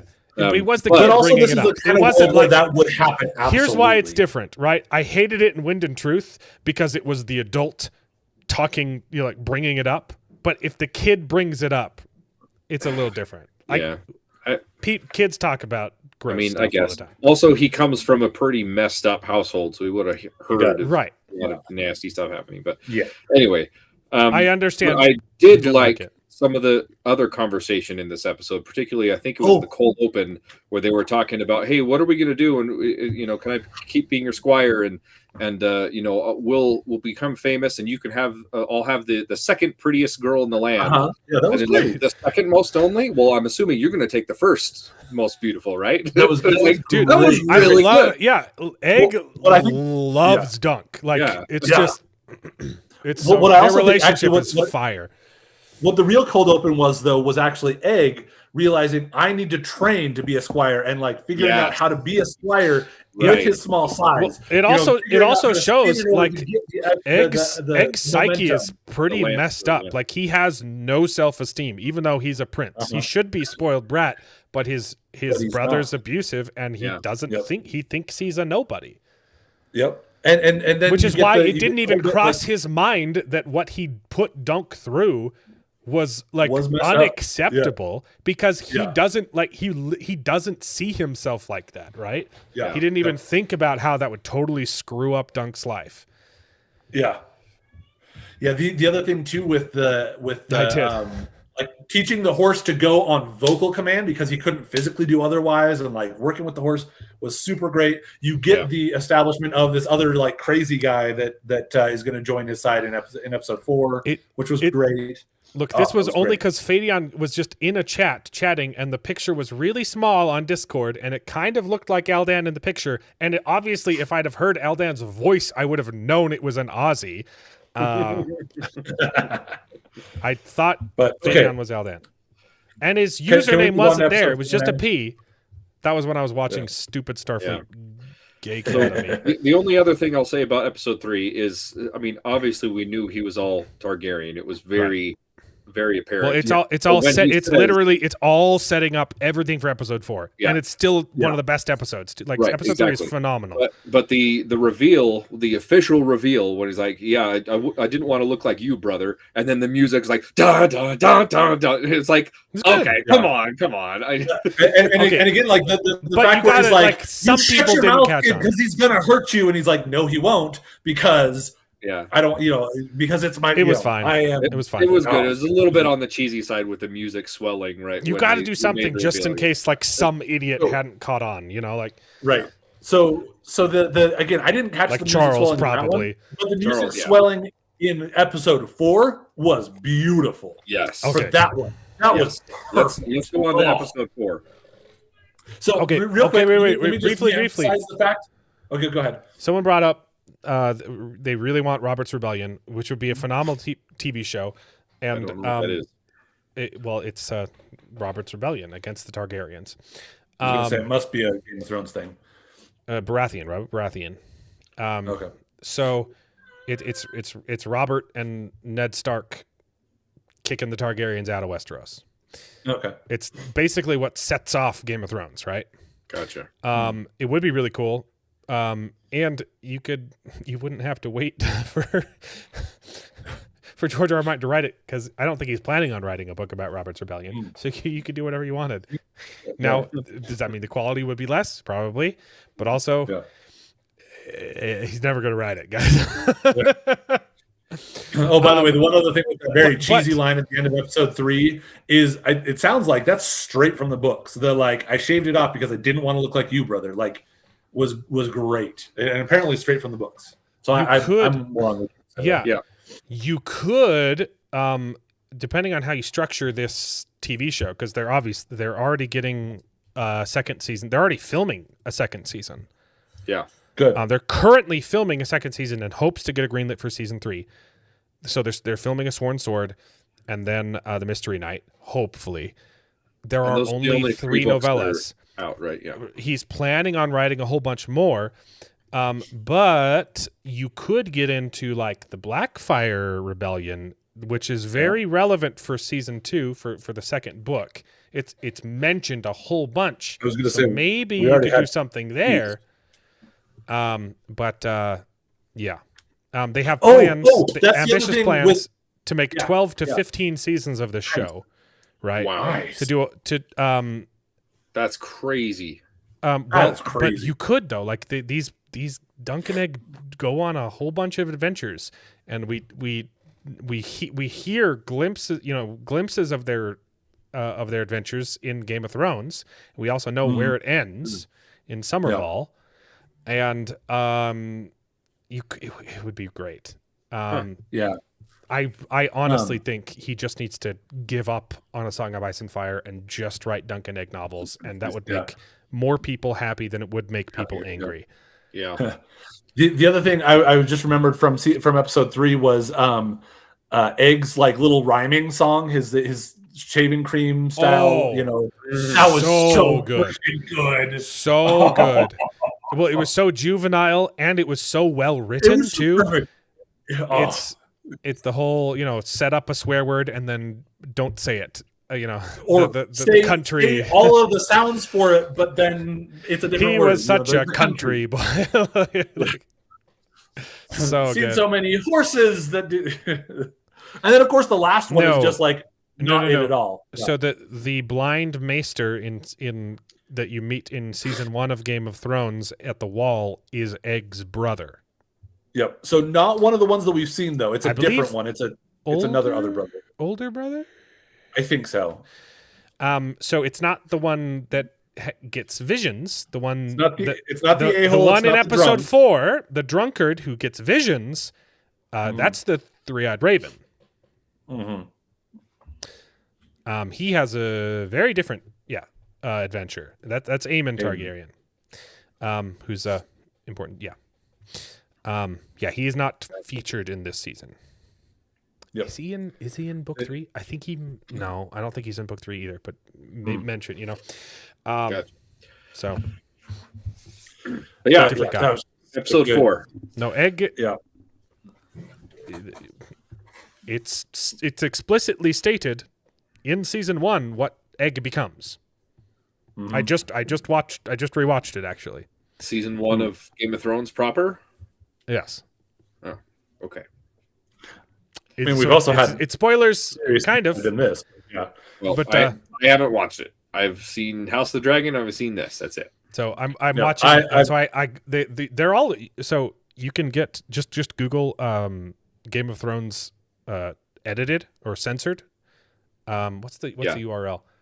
That's how You I can plan watch to them watch all it. online. I know. I'm watching them with James because he needs, and he just finished season 1.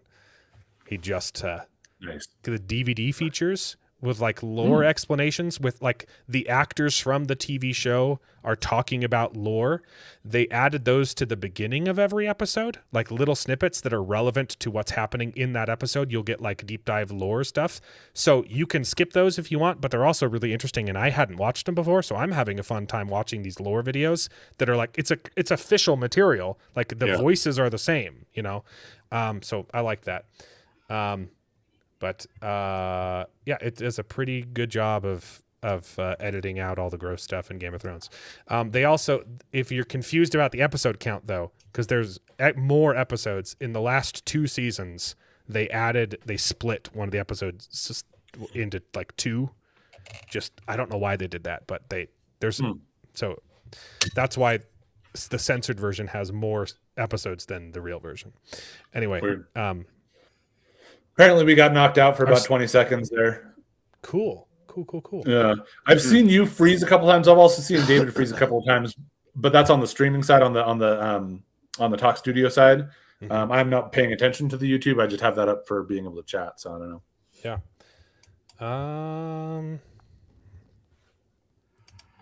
Spinning black wheel. But back now. That's weird. Yeah. Anyway, I'm looking at it and I can see it's running, yeah. It's very easy to watch Game of Thrones censored without all of the boobies and the peepees. So That's good.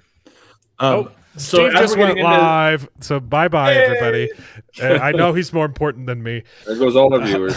I will say that I re-emphasize that going into episode 4 of Night of the Seven Kingdoms, I was coming straight off of Starfleet Academy. Oof. So the writing on that one into literally 5 minutes in, I paused and I wrote some notes for myself and was just like, the writing on this is so freaking good. Because again, we have all this stuff that is like set up and where Dunk is like, you lied to me about being the stable boy. And Egg starts to say, I didn't, because he never said that he was the stable boy.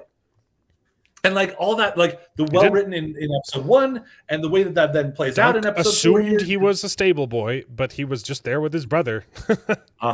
Yep. Playing in the just so stables. good. Yep. Yeah. All that fit together. Let's see, what else did I have on that? Like just the ways I did think it was kind of interesting. Dunk was being pretty flippant towards what he has now just discovered is someone who's a royal, and a royal that just kept him from being killed. But it also makes sense because that was pretty messed up with what Egg did. Yeah. So I loved the conversation in the jail. Like it was just so. I love the line. You would have served a donkey were it squireless. I'm like, oh, like I love that good. Dunk does not change how he treats him at all. Correct. I love how he's, he had a terrible master when he was Steve a squire, is right? the prophet of the dragon. abused. We stream together quite a bit.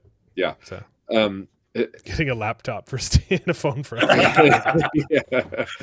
it's obvious that Knight, whatever his name is, that he squired for, the Dunk squired for, was not the best knight and abused him. Sir Arlen Penny. So yeah, I love that Dunk treats Egg that way a little bit. He yells at him and says, "You'll do what I told her. I'm going to smack you," and then he's like, "I'm sorry, I could have done that." Like all the time, he yells at him. He's like, and then he's like, "Okay, no, I should be better. Okay, let's groom this horse. Let's get some breakfast." Here's the thing, though, too, is it's like Arlen obviously did beat him and was bad in certain ways, but obviously he taught him how to be a good person well enough that he doesn't want to mirror. Like he's not afraid of at least thinking that he will hit Egg if he deserves it, but he will actually only hit Egg if he were to deserve it, and he wouldn't. So he's just. Obviously, Arlen did well enough that Dunk is a good character. So as much as we kind of get this little contrast between what Dunk thinks of him and then what we see of him, I still think there's got to be enough good in Arlen that he raised Dunk. Sure, so but it also but that's the thing. That Arlen wasn't a bad knight. He just wasn't like the best knight. Right. Yeah, exactly. But he taught him good values. I think most of that was just Dunk and his aspirations to be a knight and uphold good and defend. Also, Dunk I will give a lot of credit. Is an idiot and did a lot of stupid things, and he deserved to get smacked. Yeah. That's true too. That's true too. But yeah, I love all that. That's just good parenting. You smack your kids, okay? Yeah. I love too in this episode when he gets his shield and he's like, "Man, what was I thinking? Like this shield, there's a sunset and there's a falling star. These are not dialogue pulled straight from the book." And he's like, there's also an elm tree or oak tree, it's alive and it's good. And it's like, it's also supposed to stick out too because it's not a typical coat of arms. Like your coat of arms is supposed to be simplified because if it gets damaged, you need to repaint it. But this is straight from the book. Like this is a work. It's of an art piece, not a. This is an art piece because he chose an artist to make it and not a shield maker. And it's canon. I love that his shield sticks out like a sore thumb. Yeah, and it's beautiful. I did love the scene where he pulls that down because first of all we're cutting from him kind of re-experiencing all that stuff to the guy saying, "Hey, come, I'll give you your shield," and he pulls it down and he hands it to Dunk, and that was beautiful. The tear in Dunk's eye as he's seeing this shield was freaking beautiful. Yeah. Oh, it was so good. The right level of him being this cost a lot. This is exactly what I want. Also, now I feel terrified because of what I'm going to be going through. So good. Yeah, Steve's intro is still going on. It's like a 10-minute intro. That's hilarious. I will also say before we jump past his acting, the early parts of the before you move on, Dunk's acting has been phenomenal, and I want like this guy, if Hollywood doesn't put him in everything, like they are idiots. Of course, they've done that to Henry Cavill, so we already know they are idiots. But this guy is so freaking good. He would make the greatest light song. Yeah, don't you think? He'd make a great light song. Huge, big stature guy. He would be a good light song. Gosh! Oh, and he's funny. He's funny. Exactly. He's funny. He would make an amazing light song. And light song's kind of dumb. Yeah. That's true. It's the same character. Just make him clean and in white, golden robes, and godlike. Dude, don't give him don't give him the dumb haircut. That's it's a medieval haircut. Give him a flowing locks or a cool thing that'll work. Make him look a little cooler, but still be the character that he is. That's great. That's just a great a clean version of that. The dialogue in this episode was so good, though. I got misty-eyed with some of these some of the acting in with the shield, and then later when he's giving his speech, like it moved me. Like I was feeling things. We jumped into the idea of his shield, but I wanted to go back just a little bit more back to the idea of like when now Dunk sits down with the Hand of the King guy. Yes. Whatever his name is, that bit there. First of all, you can tell that this guy is a good ruler. He's doing what he should do, and he's trying to help him out. And when because you were saying that like Dunk doesn't treat Egg any differently. He doesn't treat the Hand of the King any differently either. But also, here was the other thing that I thought was really good, because he's sitting there yelling at Egg, "How dare you? You messed us up. That was terrible that you did this." And then as soon as they're in that room and the Hand of the King is getting on Egg, he's like, no, he knows what he's doing. He's a good squire. He's not going to spill. He's defending Egg through the Hand of the King. Because that's good parenting. Cool. You scold your children in private and praise them in public. That is how you make good kids. It was so well done, and to see him standing up for Dunk to the king. There you go, Crown Prince. Yeah. Oh, it was so good. So that I loved that, and again, that's about where I was like, I had to just stop and be like, this is just so good. The show. It's what it's like taking a time machine back to the late 90s when DEI didn't exist and truly commie hell. Yeah, it is. It's a breath of fresh air. It is so to me the distinction between the 90s things versus this is this does still have a much more grounded and visceral feel more to dark it too. Yeah. Which some of that's just going to be the source material. But before we move on from the conversation with the Hand of the King too, like one of the lines in that was so good where he's like you should look, I know what you did was good, but you struck the prince. You still struck and he said, but I was protecting the innocent. But he's like, would you not have done the same thing? He's like, I might have, but I'm the Hand of the King and you're a hedge knight. And then his response is, do we not all swear the same oaths? It was just like, it's so good. Yeah. He's just a paragon of honor. You're right, and it is. Yep. It's a better example of honor than the Shard of Honor. Yeah. I will also say, when we get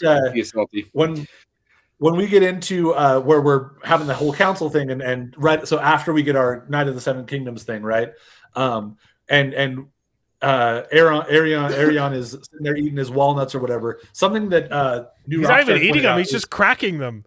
He's cracking them, but he does stick them in his mouth. But it's interesting. Okay. He does at least stick one of them in his mouth. But the new Rockstar guys pointed out that so Dunk hits him on what would be his right side, right? And yet he's still eating nuts, which would be kind of crazy. Except that apparently you see him pushing them to the left side of his mouth, where he doesn't have a loosened tooth. Oh, sorry. I thought you're talking about attention to detail. I thought you were talking about Arion in the Arion. That's what I'm talking about. Yeah, he's cracking the nuts with the knife. Cracking the nuts, and he puts some of them in his mouth. I got mixed up because he also assaults the other prince, and I thought you were talking about that scene. Yeah. Oh, right. Yes. That was also great. That was all. They can't kill me twice. He's like, what are they gonna do? That was great. Yeah, like, what are you doing, assaulting the prince? Well, they're already putting me to death for this. Okay, well, that's jumping ahead. He's eating nuts with the other side of his mouth where he wasn't punched yet. That was a good Because detail. I it's didn't like notice that. that's some really good detail. I didn't catch it in the time, but New Rockstar Point, I'm like, that was a great point, and it's really good consistency that I thought was awesome. Yeah. I also like how Makar is kind of an idiot, but he also still sees his son for who he is. Like, what are you doing? Why are you trying to get away? You know, don't you think you can take this little lonely hedge knight or whatever? Like, I thought it was so good. Those characters are so well set up to just be such cheeseballs, but like it makes sense. Well, and the politicking is still like super intricate. He's like, look, you can ask for trial by combat, and he's going to say no, because he's a coward. The only way he can actually say no is to let go of his claim against you. But then Arion's clever enough to be like, well, then let me do this thing that will kind of keep me protected. Let me do the trial of the 7, and then you can see Makar's not Makar. Makar, the Arion's father. Makar. Okay. Wait, hold on. Yeah, Makar's his father. No, who's the Hand of the King? What's his name? I don't remember the Hand of the King's name for some reason. That's the one I can't hold on to. Darian? No.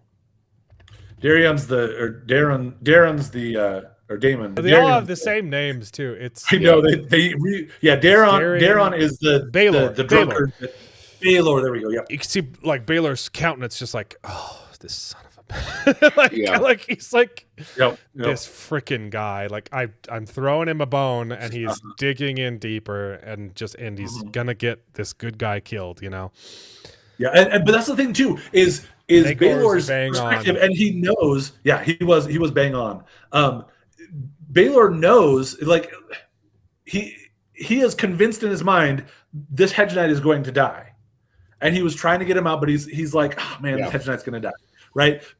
But we know, I mean, he's the hero of the story, so he's not going to. But like, he wants to do what's right. He's trying to protect him, but he's like, how good of a knight are you? Like, he's like, you're gonna. He's not naive about the fact the only that way you can get. I'm talking literally. Like, it's okay. You can have fancy armor. The problem is the coif. That the thing that goes around their neck is on top of the breastplate, which is stupid.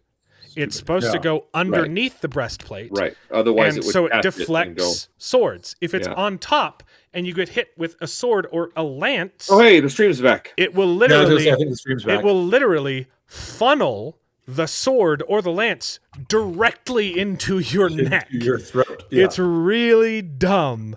And it's frustrating that they got the armor so good and just got that one detail so incredibly wrong. It's frustrating. But if you can't see her here, try refreshing. Yeah. Anyway, I also, the other line that I loved from Darren is because again, while he's not a great person, he's a crap knight, and he's not a great brother to begin with, and he's a drunkard. I loved his like, look, I know, like I didn't want him to be mad at me, so I had to throw you under the bus. And he's kind of like, I know that was a dick move, but then also I loved his, I know I'm doomed to some kind of hell, likely one without wine.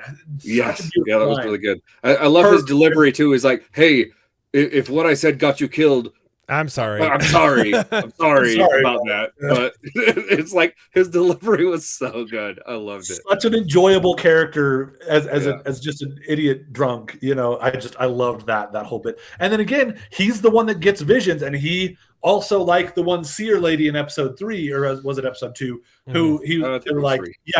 I see you underneath a dead dragon big enough to cover this field, and like, I don't know exactly what that leads to, but it sounds like some really good foreshadowing that is going to be really important. Well, we've already said that the Targaryen thinks himself the dragon and was offended when the puppeteer killed the dragon. So the Gorget. Sorry, it's the Gorget, not the Quaif. Did I say the wrong thing? Okay, See, I'm not an armor expert, but I know that's not what it's. Yeah. Sorry, one other thing that Mark Clark just donated $10 on Rumble to say that, to correct me. The nice. Gorget. Well then, can you pull that up on the stream too? Or it hasn't popped up yet, but I do get Rumble comments through here, but it might be a little delayed. Yeah, I'm not seeing it on Talk Studio. It's not on the stream chat yet. The other thing that I thought was really So another thing that as we're getting into the actual as they're setting up for the battle. The beehive dude, he has a bright orange mustache, and I'm like, wait, what the heck is going on with that? It was really, really weird. I don't know. That was something that I thought was interesting. The beehive knight that's going to be fighting with him. Yeah. And again, so we've had like from episode 1, you had the bit where like it teased the Game of Thrones theme, right? And it teased it to us to give us a poop joke, right? Which was unfortunate and oversold. They did too much with that, right? But a great gag, right? And then we've had these little like gross things. In this one, we have the guy where you think he's going to stand up and he's going to fight with them, and he just farts. Like that actually kind of worked. Like it was a dumb gross out gag, but it worked. It was such a like it fit what was going on in that moment, and it was exactly the idea that everyone else didn't want to bother with it, and they thought this is what they think of him, right? It was a good follow up to his amazing riling speech. It's like, no, there aren't any good knights among them, right? They all think he's a joke. And again, the setup in episode 1 of the teased Game of Thrones theme, so that then when Baelor comes in and says, I will fight on your side, we'll see and you get to really get into the Game of Thrones theme song, that was just perfection. It was so rousing, because you already had the rousing speech that ended up getting like killed by the fart, and then you have the freaking hand of the king saying, no, this is what's right. I was trying to do this in maneuvering ways, but I'm going to have to finally stand up and do what is right. And I think that might be interesting to see how that goes. But so you mentioned the dead dragon vision, and you don't know how that's going to turn out. What's interesting is book readers might not necessarily know either. Fair. It's possible that it's referring to something that happens in this book, but it's also possible that it's referring to Summerhall, which is the end of Dunk and Egg's story. But because we don't know exactly what happens in there, we know it's a tragedy, but we don't know the details. So it could be that, or it could be something that happens in this book. It's like that's the problem with visions. Yeah. Anyway, I just the armor the armor's incredible. The apple armor is the best one. It's so good. I was so jazzed coming out of this last episode. Both episode 3 and episode 4. I was like, I want to turn on the next episode right away. And after episode 1 and 2, I'm like, I'm excited to see more. Cool, it's coming out next week. I'm excited to see more. This one, I'm like, oh man, I need to see the next episode right now. And I've heard that episode 5 is incredible. Okay. So I've Googled it. A coif is the chainmail that goes over your head. Okay, right. There we go. And then you usually put plate mail on top of that. Right, yeah. But Mark, the gorget is the piece that I'm complaining about. And what's his face?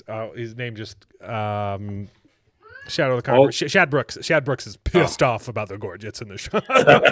He is pissed. He would be the one to point those inconsistencies out, right? Yeah, that's fair. Man, this show's so flipping good, though. So good. Literally, like it was just moving. The next episode is going to be very violent and very awesome, and I'm excited. Things are going to happen. And it's really good. I believe that I've had some of those at least hinted at being spoiled to me. Books, so it's one of my favorites. It's such a good story. It's beautiful. Yeah. Steve is saying you're getting an interview with Dinneman. Oh, I need to email him. I talked to him a year ago at Dragonsteel and asked if we could interview him, and he said, "Yeah, send me an email." Well, he said maybe send me an email.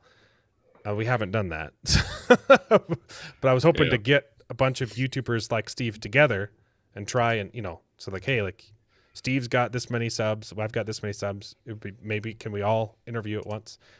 We just need to actually coordinate and do that. I think we'd have a bigger chance if it was a group, molesting Matt Dinneman than just my little old channel,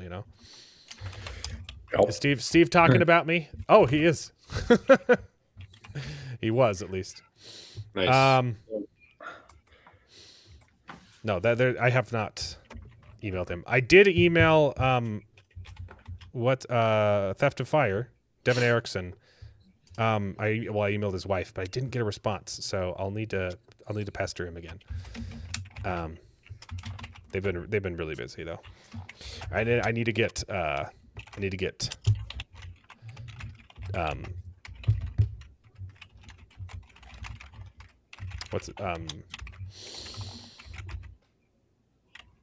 one of the White Cloaks has sent messages back and forth with his wife. I need to get him to pester William. I was trying to think of his fake name, and I can only remember his real name. The Green, the football guy. I thought his name was the football guy, but that's not his name. Lady Balefire's husband. What's his name? Adam? No, wait. What's his fake name? The one I always call him. Man, I'm struggling tonight. Anyway, Yeah. I'll need to respond to that email to try and get Devin Erickson on. But yeah, I need to just buck up, and I've been scared. I need to send Matt Dinniman an email. Yep. He's on. Steve's on one tonight. Okay. Okay. This is an amazing behind the scenes tidbit from episode 3 that absolutely I was laughing my head off. Because Egg is phenomenal, and his actor, man, the casting is so good, the acting is so good, everything about this is so good. I realized pretty quickly, shooting around Dexter, that I was going to have to get comfortable kind of swearing around him, but he was cool with everything. I don't like cursing at all, and I only do it because it is my job. That's awesome. Yeah. That's so good. Swearing around him. I love but he was that. cool with everything. I love this kid. Alex Green, there we go. Why couldn't I remember his real fake name? Oh, I love this kid. This kid, like, I haven't seen a whole lot of other interviews with Yeah. him, but like, Dude, my brain that's a is not what it great. used to First be. of all, that's a great bit that they cut that together.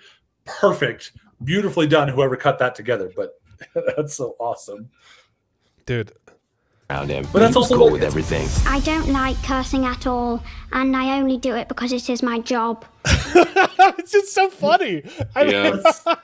So perfect. Also, I hope I Hollywood also doesn't love that, ruin like, this he's like, kid. yeah, this is my job, and so I'm gonna do what is my job, But, even if like, I don't Yeah. like it. That He's I thought that was basically really the same character. Like, that's who Yeah. he is in real life. Yeah. awesome.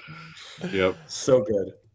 I don't like swearing at all, but it's my job. Job. So, good. Yeah, have we covered everything about Night of the Seven Kingdoms? 2 more episodes. I feel like we did. It's really good. I think that's everything that I have notes Already on. filming season 2. Season 2, that's exciting. Okay. I come away from this whole idea of the of comparing and contrasting this to Academy, because I went straight from one to the other, and like, I didn't hate Academy. It wasn't great, but I didn't hate it. Okay, But well, then you go straight from that to like the beautiful Dude, the language contrast. that is used in this. it was so good. You can't even Oh. compare the 2 shows. It's ridiculous how bad that show is, and I did hate it, you know. But kids grow too fast. So, but here's the thing. Yeah. He's supposed to, you know, like, If once- the story, what- if the books, he is supposed to get older. Like, it's, and that's okay if there's a little bit of it after you do the first 3 seasons. You could have you could wait a few years, bring them back when they're older, and do older adventures, because that's basically what they do, you know. And we don't even have those stories anyway, so we can just make them up, because we know George R.R. Martin's not going to get to them. Speaking of George R.R. Martin. Don't worry, guys. The books are not going to end the way that the TV show did. Ha ha ha, because I'm definitely going to finish them. Many of us here now, I think hopefully it's not a spoiler alert. Most people here have seen the ending and how the show ended. I won't ask. Ha ha ha ha. I mean, okay. Do better. No, I won't. I have said in other places, but I'll just repeat it here. No, it's not. The books are not going to end that way. They're not. See, I don't believe. gonna I say, believe they're not that's gonna end how that the way books because they're were not gonna going end. to end. I Right. believe that's how they were going to end, because he did Uh-huh. tell Dan and Dave the ending of the series, because they guessed. He asked them one question. He said, "What do you think is the real identity of Jon Snow?" because he's a bastard, right? They're like, who is he? And they guessed correctly. And so he said, okay, I trust you guys to make my TV show. Here's what the ending is. So they know how it ends. The problem is how it got there, right? And I don't think the ending to Game of Thrones is bad. I think it's kind of the same thing with Wind and Truth. I don't hate where all of the characters ended up. I hated the journey. The way that they got there was retarded. And it's the same thing with Game of Thrones Season 8. It's just horrible. But where things landed, I genuinely think that those things are going to happen. Yeah. And I don't think that's the case anymore. It was such I was going to say that's where they were going to land, but I think that he's going to change it because of the feedback. Yeah. Right. So yeah. Even though again, the real problem is how you get there rather than the actual destination. Yeah. Right. I agree with you. It's definitely not. Well, I'm not going to do that anymore. David and Dan.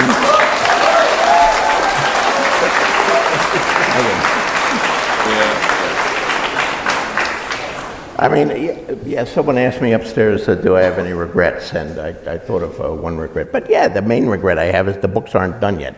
And I still have 2 done. And we know. Honestly, I really never thought that would happen. But neither did we.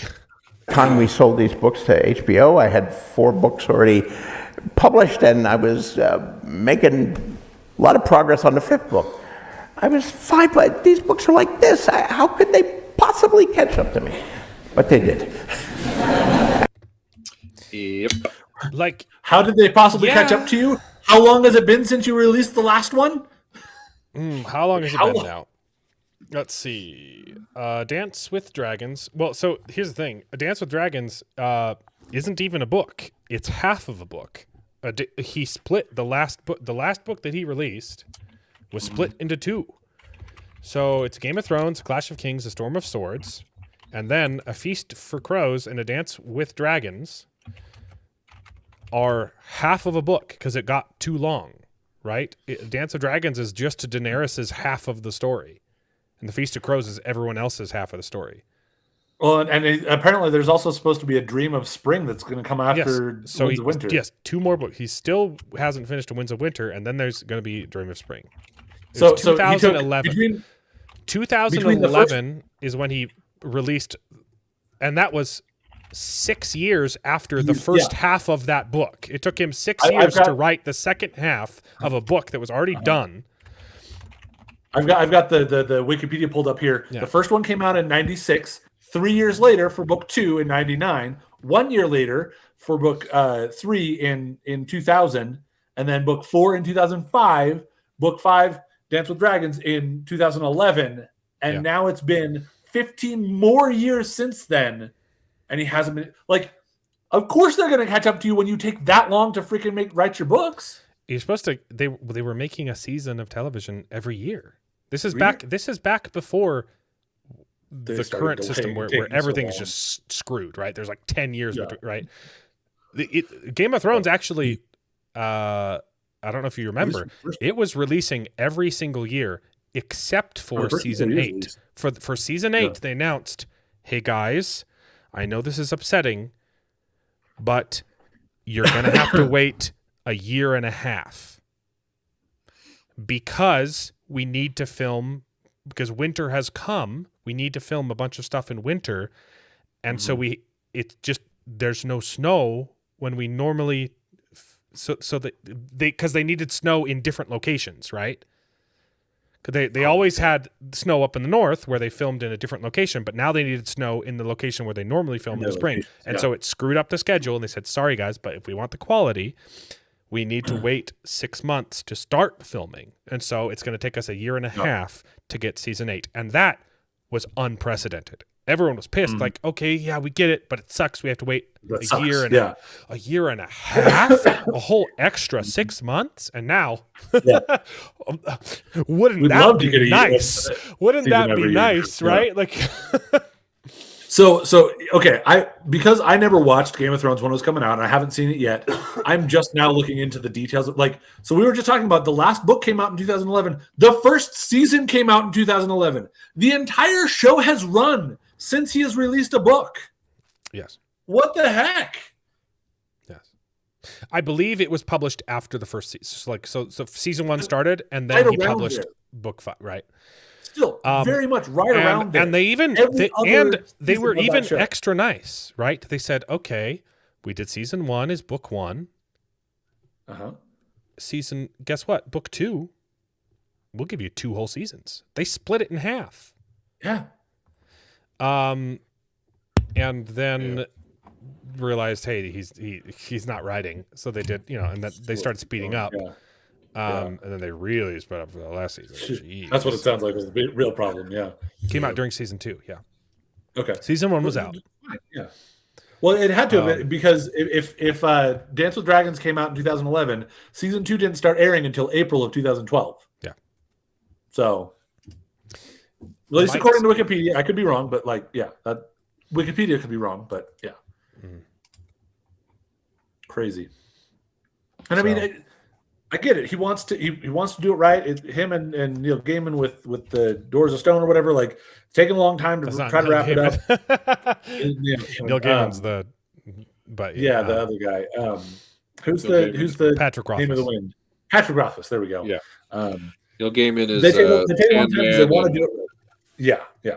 American Gods. I put it into the right spot once you guys corrected me on that. I was like, oh yeah, he's that other guy. And notorious sex pest. Yeah.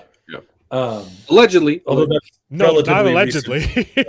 Still allegedly, according to him. he still denies any wrongdoing.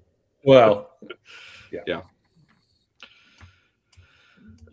Stone of Door is never getting open. That's the one reason I have not tried to start reading Name of the Wind yet. Is I'm hoping to get closer to when Doors of Stone or whatever might come out. Eventually, I'm just going to have to bite the bullet and do it. But for right now, he's screwed himself so much to Patrick Rothfuss because Yeah. He had like 3 adaptations in the works, and then they saw what happened to Game of Thrones, and they like, bro, are you gonna finish your book? No. Yeah. Oh, okay. Well then, I will get sorry, to it. those are out the window. I think he just wrote himself into a corner. Yeah. I won't make myself wait until Doors of Stone comes out, but I'm not rushing because Doors of Stone is not out. Yeah. The case, so it's a similar situation. They're compared quite frequently, but the reasons behind the delays are very different for each other. Like George R. R. Martin wrote himself into a corner because he's a nihilist, and his ending demands not that. Yeah. If he wants to be good.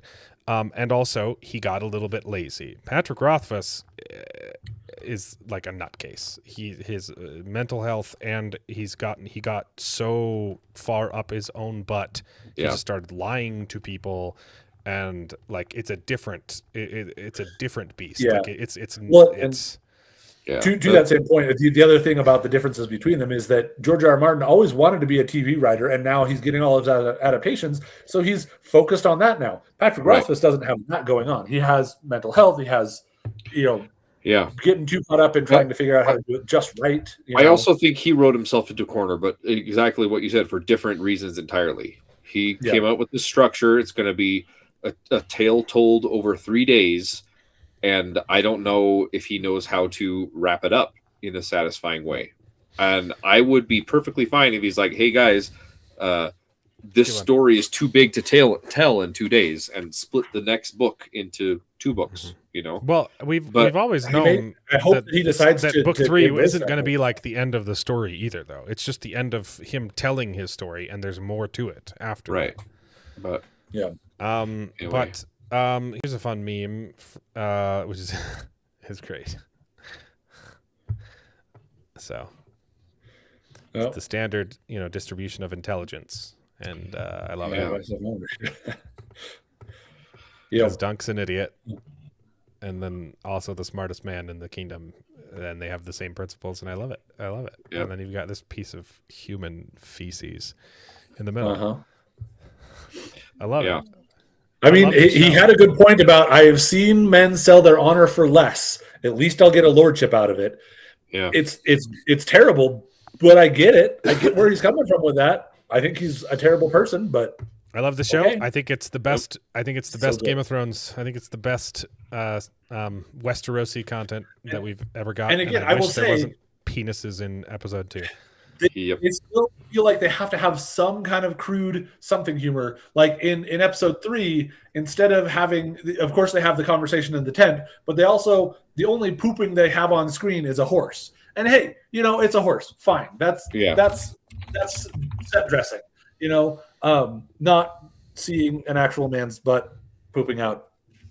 Yeah. Anyway, and again, this one, the dude farting to respond to Dunk's thing, that fits so well in the story. These little gross out gags that I don't love as a it's not my kind of humor necessarily. They worked in these last 2 episodes. They did not work in the first 2 episodes. Yeah. I agree wholeheartedly. Loving the show. It's wild. Steve didn't like it. Yeah, We should, yeah. you know what we should do? We should just watch Steve's stream and comment on it.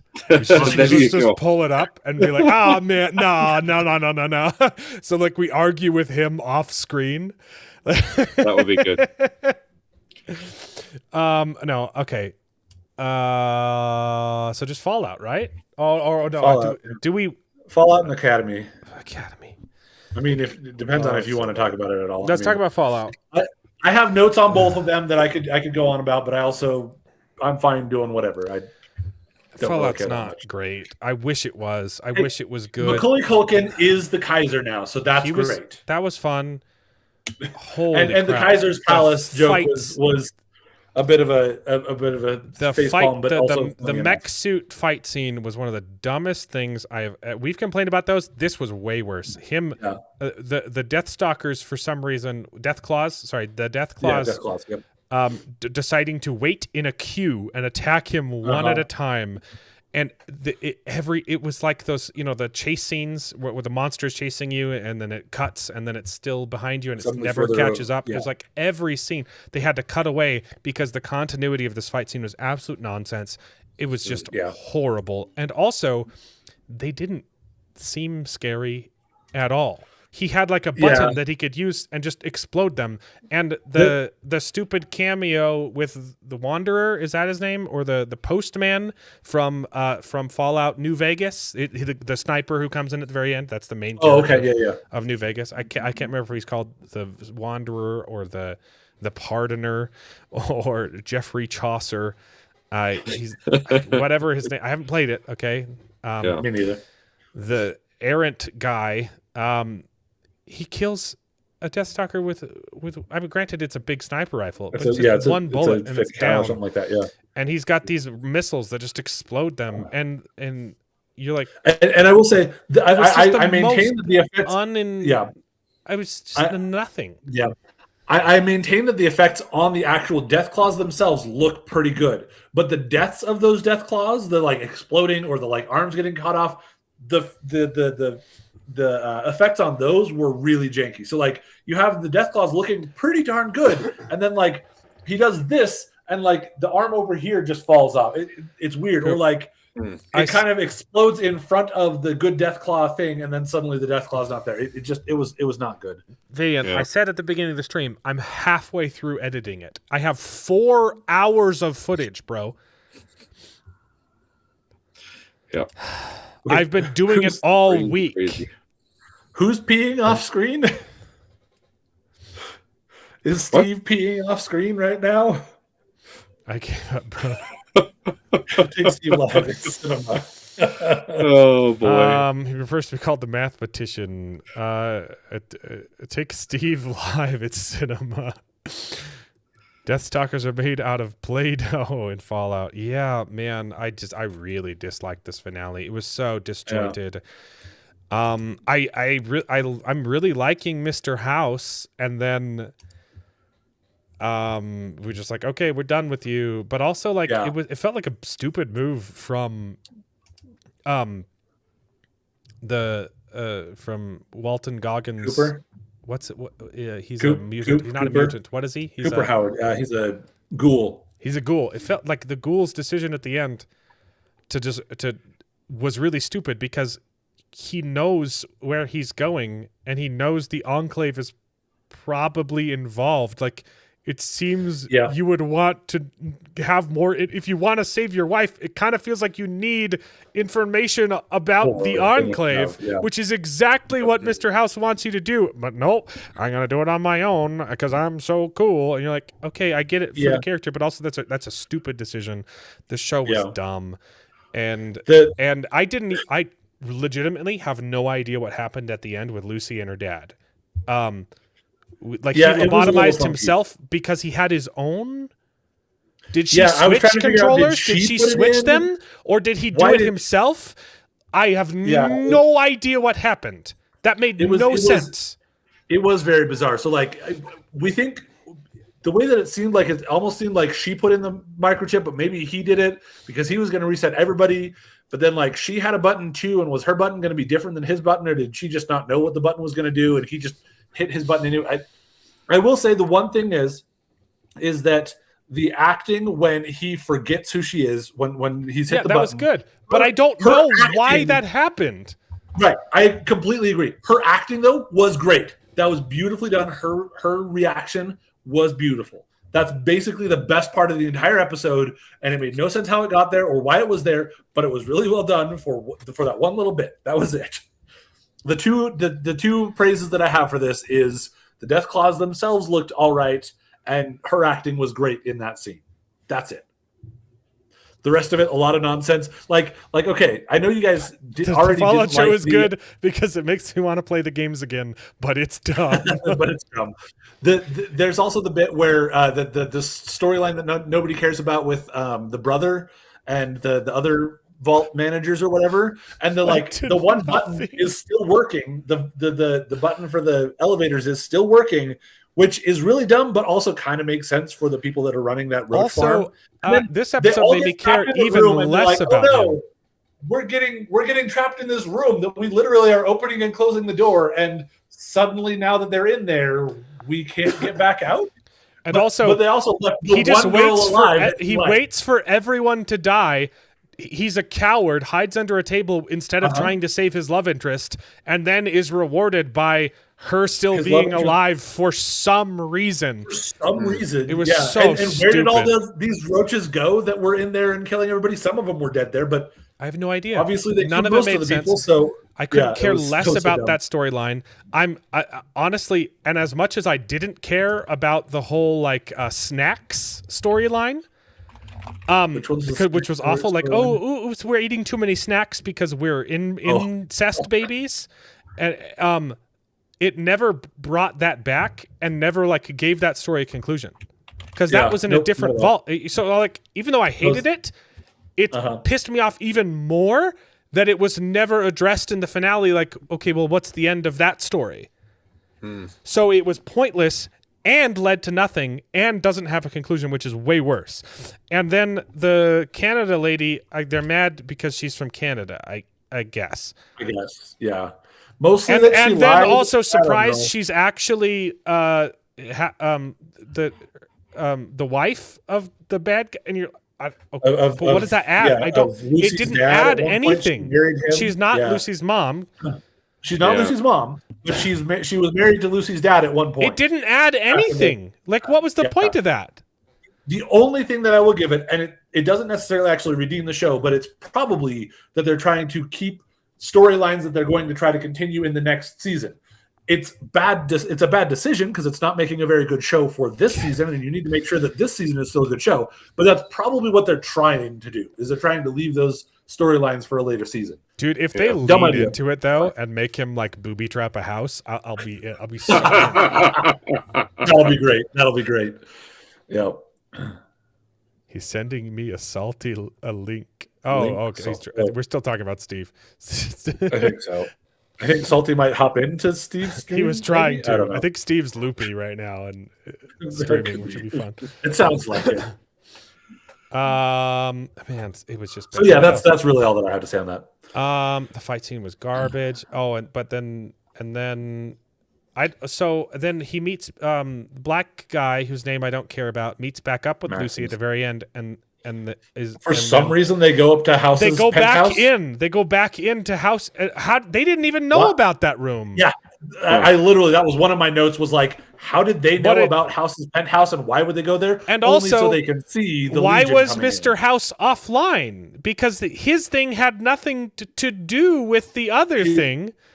Maybe because his thing was on the Pip-Boy instead, and that's way down in the vault, and maybe it's No, not but he's being powered by the blue hair thing. He's being powered by Sonic's fur.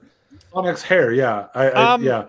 I will also say, apparently that's the only diode. I thought that this was not the same diode, but I guess why it's been are we the same calling one it a being passed along the whole diode time. now instead of cold fusion? I honestly, I was like, wait, what's a diode? It's a diode They've been calling it cold fusion the whole time, and all of a sudden it's a diode. This show's garbage. I'll give them the idea that it's the diode that allows them to do cold fusion, and so they're referring to the diode as cold fusion, but it's really it's a diode. Whatever, but stop I agree with you. You're right. This show is just crap, and I want to like it. It could be good. It would take very few changes to make this show good. Yeah. You need a better fight choreographer, but that would be expensive. That would be the biggest change. That would be the most expensive change. And the rest is literally just a couple dialogue. It would make this show make sense, and it doesn't make sense. It just needs another pass or two to like flesh things out and right. But here's the problem. Here's the difference. It's not like Rings of Power, Wheel of Time bad, where you're just like, this is moronic. Why are these people making stupid choices? It's not that. It's just, you are so bad at presenting the information on screen that I don't understand what is happening in the show. Like, it's a different it's a different level of incompetency that's frustrating, because the show could be good and it's not. I agree with you there. I was because I'd watched Fallout, and then I watched Academy, and then I watched Night of the Seven Kingdoms. And so as I was making my comment about how, like, man, this contrast between Academy and Night of the Seven Kingdoms, I'm like, Fallout's kind of in between. It's not quite as dumb as Academy. I don't hate the show. Near as good. Yeah. I don't hate the show, but it's dumb, and I want to like it. Yep. Okay, let's talk about. I still mostly was able to watch through it and enjoy it as a story, but I agree that it is not very well done. It has problems, and it doesn't make sense a lot of the time. So, yeah. All right, Starfleet Academy is, I think it's worse than the Acolyte.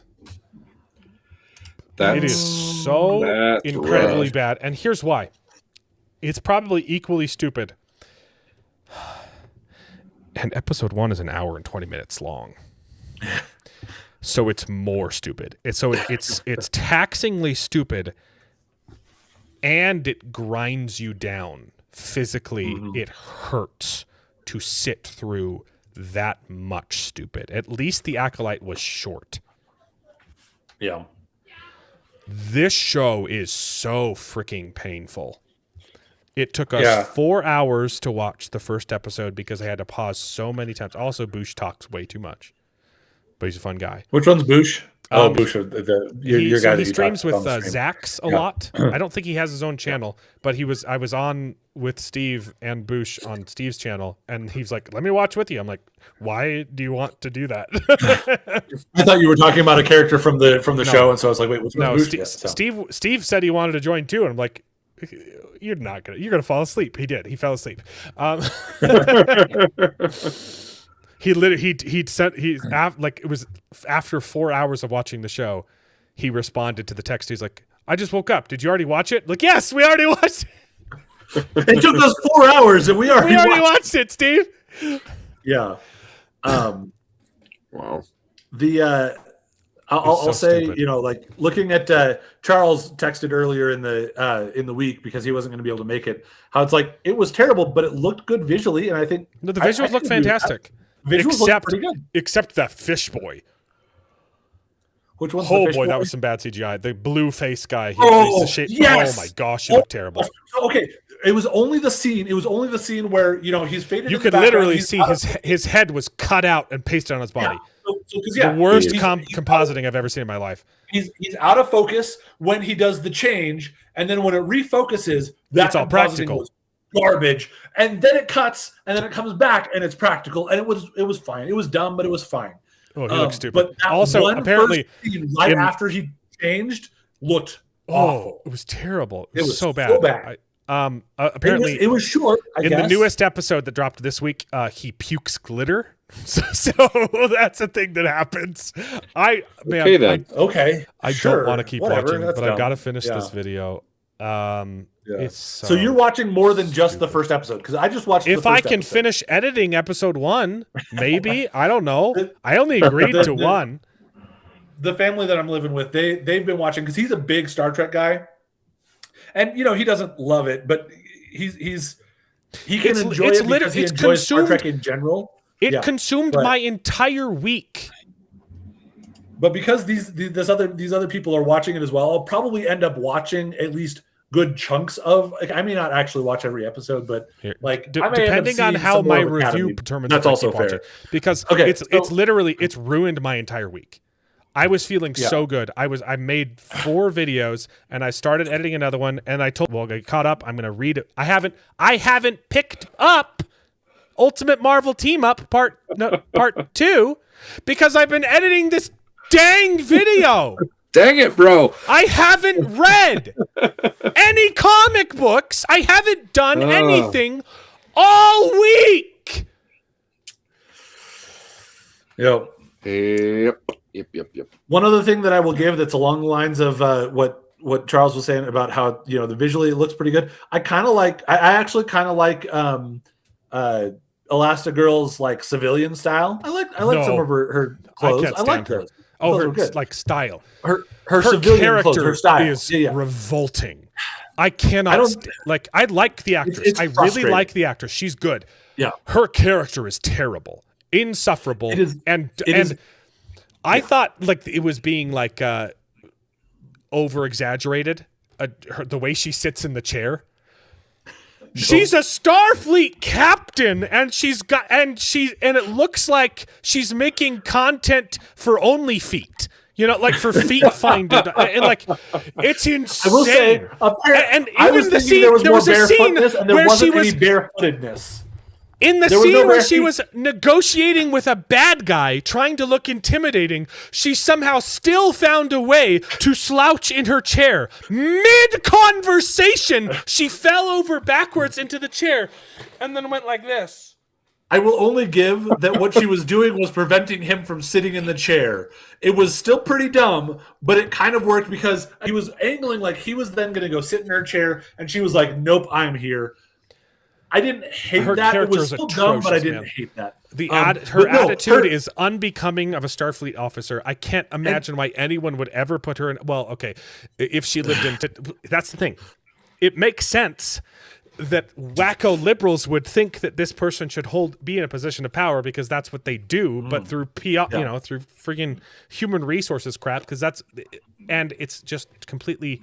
Yeah. It's a reflection of today, our modern world, and it is not a reflection of Star Trek, and I hate it. And I don't even know Star Trek that well. I'm not a Trekkie. Okay, I enjoy it. I've never watched it religiously, and even I know how like I'm picking out lore stuff that I'm like, wait a minute, I know nothing about Star Trek, but I know this. Like for some reason they just forget that like replicators exist, and the inciting incident. The inciting incident is that they're too poor to eat, and so they have to kill a guy to get food. This is a different thing than I saw. I didn't see anything about killing a guy to get food.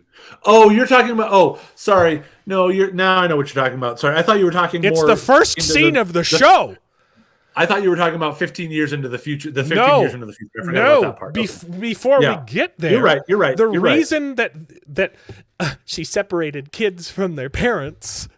It's funny that she's the protagonist and she's Trump. She's literally Trump. You made your protagonist Donald Trump separating kids from their criminal parents, and she's the good guy, which I agree with. Okay. And that's the thing is they didn't do a good job of making her look like a bad guy for that, and yet she was just so broken up about that one thing that suddenly she has to retire disgrace, and then we what? And apparently we lost sound on the stream on YouTube. But she apparently has to retire in disgrace because of that one incident that she feels so terribly about.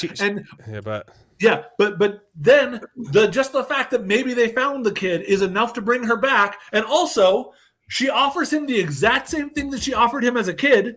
And sure, he was a dumb kid, but suddenly now, having had 15 years of rebellion and somehow not figuring it out, suddenly he's like, "Oh, that actually sounds like that might be reasonable." She was I'm hearing sound actively on going to YouTube, make though, sure that you had a chance to see your mother, in spite of the fact that she was a criminal. Right, but here And it yet doesn't you make. still- But it's stupider because that's the inciting incident, right? That's the reason that this character exists is because they were so poor they couldn't afford food, so they had to murder someone to get food, and now she goes to jail.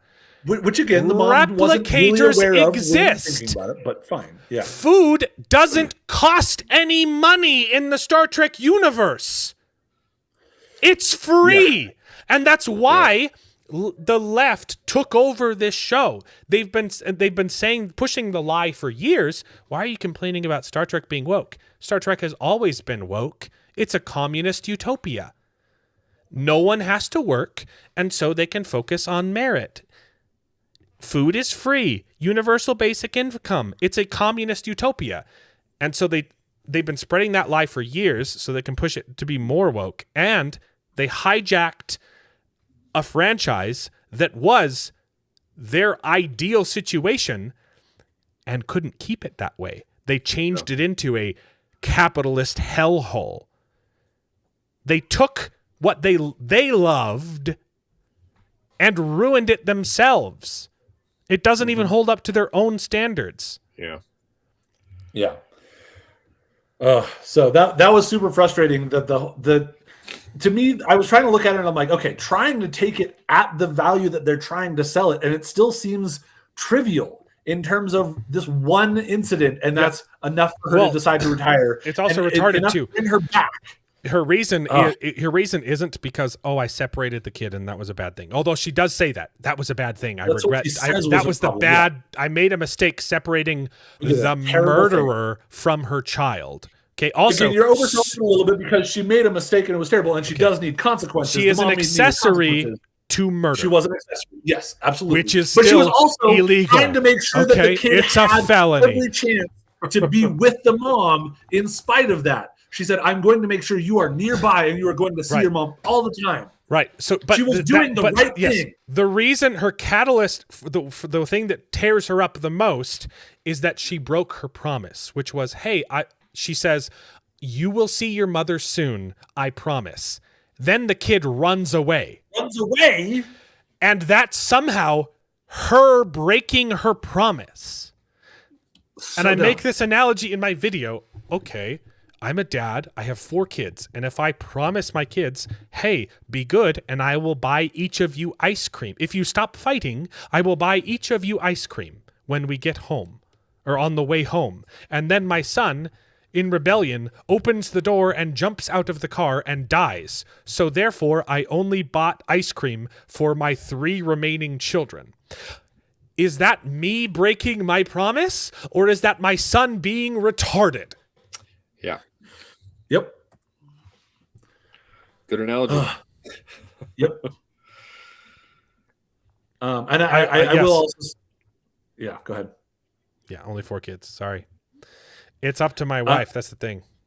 She's got a she's got a broken uterus right now, so I will have as many kids as she lets me put inside her. Okay? I will also say that again, like I said before too, when she finally convinces him, "Hey, come with me and do this, that, and the other," it's the exact same thing that she was telling him before. I will work. It's the exact same. She doesn't change. It's the exact same deal. But suddenly, it's better for him because I don't know. And then moving forward from there, because they kind this of is all before the plot of the show starts. This is just setting up the character, and it's retarded. Yeah. And so then we she recruits a criminal to become a Starfleet officer, because that's exactly the kind of person you want as a Starfleet officer. And then the plot starts. She kind of backs him into a corner, being like, "Hey, you can be with these people who are going to kill you for stealing, or you can come with me and do Starfleet," right? And then he's constantly being like, "Oh, I'm not going to get a haircut. I'm not going to do anything." And yet, then somebody yells at him and he decides to start, he decides to toe the line. Well, he doesn't have because- to be reminded of the fact that, by the way, you have to keep doing this. He's about to say, no, I'm not doing it. No, you have to keep doing it because otherwise you won't see your mom. It was a lesbian crossbreed that yelled at him, so that's what made him change his mind. Yeah.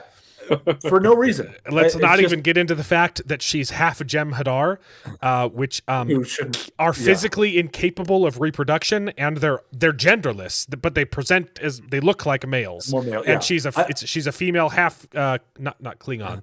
I thought it was Klingon and Jem'Hadar. It's Jem'Hadar and either Klingon or Jem'Hadar and Romulan. I can't remember which one. I don't really care. Thought it was Klingon. Probably was what Klingon. Stuck out to me. You know what? I can even accept that one. Yeah. I can even go with that one. That one I can accept.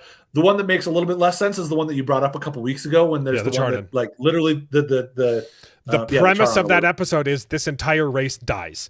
And if they're alive, you kind of ruin the point of that episode, which was illustrating how bad racism is. So if you bring that character back, you're racist. But it's the Dr. Seuss book, David. The Dr. Seuss book where some people have like circles and some people have squares on their tummy or whatever. It's stars. Yeah. And they're racist against each other. Oh, stars are better than squares. What is it? Stars and what? Stars upon thars is the phrase that's some have stars and some have. One of them's like a Jew star, so they hate those guys. They're like, oh, I can't remember. It's slightly different, and they hate each other, and it's illustrating, hey, this is ridiculous. And so Star Trek literally took that exact same plot, and it's black on one side and white on one side, their faces. And then the other side is white. And they fight a race war until they're all dead, and they try and stop them. No, racism is stupid, but then they literally fight themselves to extinction. There's two people left. They're both male, and it's heavily implied that they're going to kill each other when Picard leaves. And yet somehow now, 1,000 years later, it's probably not quite 1,000, but hundreds of years later, there's a member of their species, some just hanging out there on the thing. That's stupid. So. Speaking of we had these beautiful lines that I took down from Night of the Seven Kingdoms, and then we have from this one, sometimes hunger is the greatest enemy of all. Be sure to eat lunch. You don't want to be hangry. Wow. And I mean, it's kind of an amusing line, but man, it's just dumb. It's not Star Trek. It's not Star Trek. Yeah. Also, they're swearing constantly, left and right. Yeah. I didn't even pay attention to that, told next week's episode has an explicit sex scene. Oh, fun. Great. Oh, not also, Star Trek, guys. I love that he has to get his hair regulation, but the Klingon doesn't. I'm like because he's black. He has dreadlocks. They're religious. Yeah, because it's a cultural thing, which fine enough, but at least acknowledge it. One of the funniest be a great moments. Little bit to be like, hey, why the heck do I have to cut my hair, but he doesn't? Well, it's because. And you can make your commentary about that, sure, but no, they don't even. One of the funniest moments though is the main character, not Charles, Caleb. Is it Caleb? That sounds right. So Caleb, he's half black. Okay, he's mixed. He's a mestizo. Yeah. Is that a racist term? It's different. See, it's very common in Spanish, so I'm not sure if it's racist in English or not. Did I just do a slur? Anyway, Google it. Make sure. See if I did a slur. No idea. He's half black. And he's objecting to all these things. Oh, I don't want to get a haircut. I don't want to do this. And there's a scene where they're walking through. Uniform. There's a scene he throws down his bag. They're walking through the hall and he throws down his bag. No way. You are not going to get me You're not going to get me to wear a uniform. The problem with that scene is it's hilarious because it's not very clear what he's objecting to at first. Because he just sees a student walk by in uniform and he freaks out. But the conversation that's happening isn't about uniforms. The captain and the Jem'Hadar lady, which shouldn't exist, are having a conversation about books. And so the scene comes off like she's like, "Hey, I moved your library in. You have so many cool books." And then he goes, "Nuh-uh, no way. I draw the line at reading." Like, and until he says uniforms, you're like, wait, what are they doing? Like, the show is like unintentionally incredibly racist. He's a criminal. He's black. He's a criminal. He doesn't know his dad, right? His mom leaves too. Like it's just there was another thing that was actually incredibly racist too. That was just so funny that they don't even realize all these stereotypes that they're.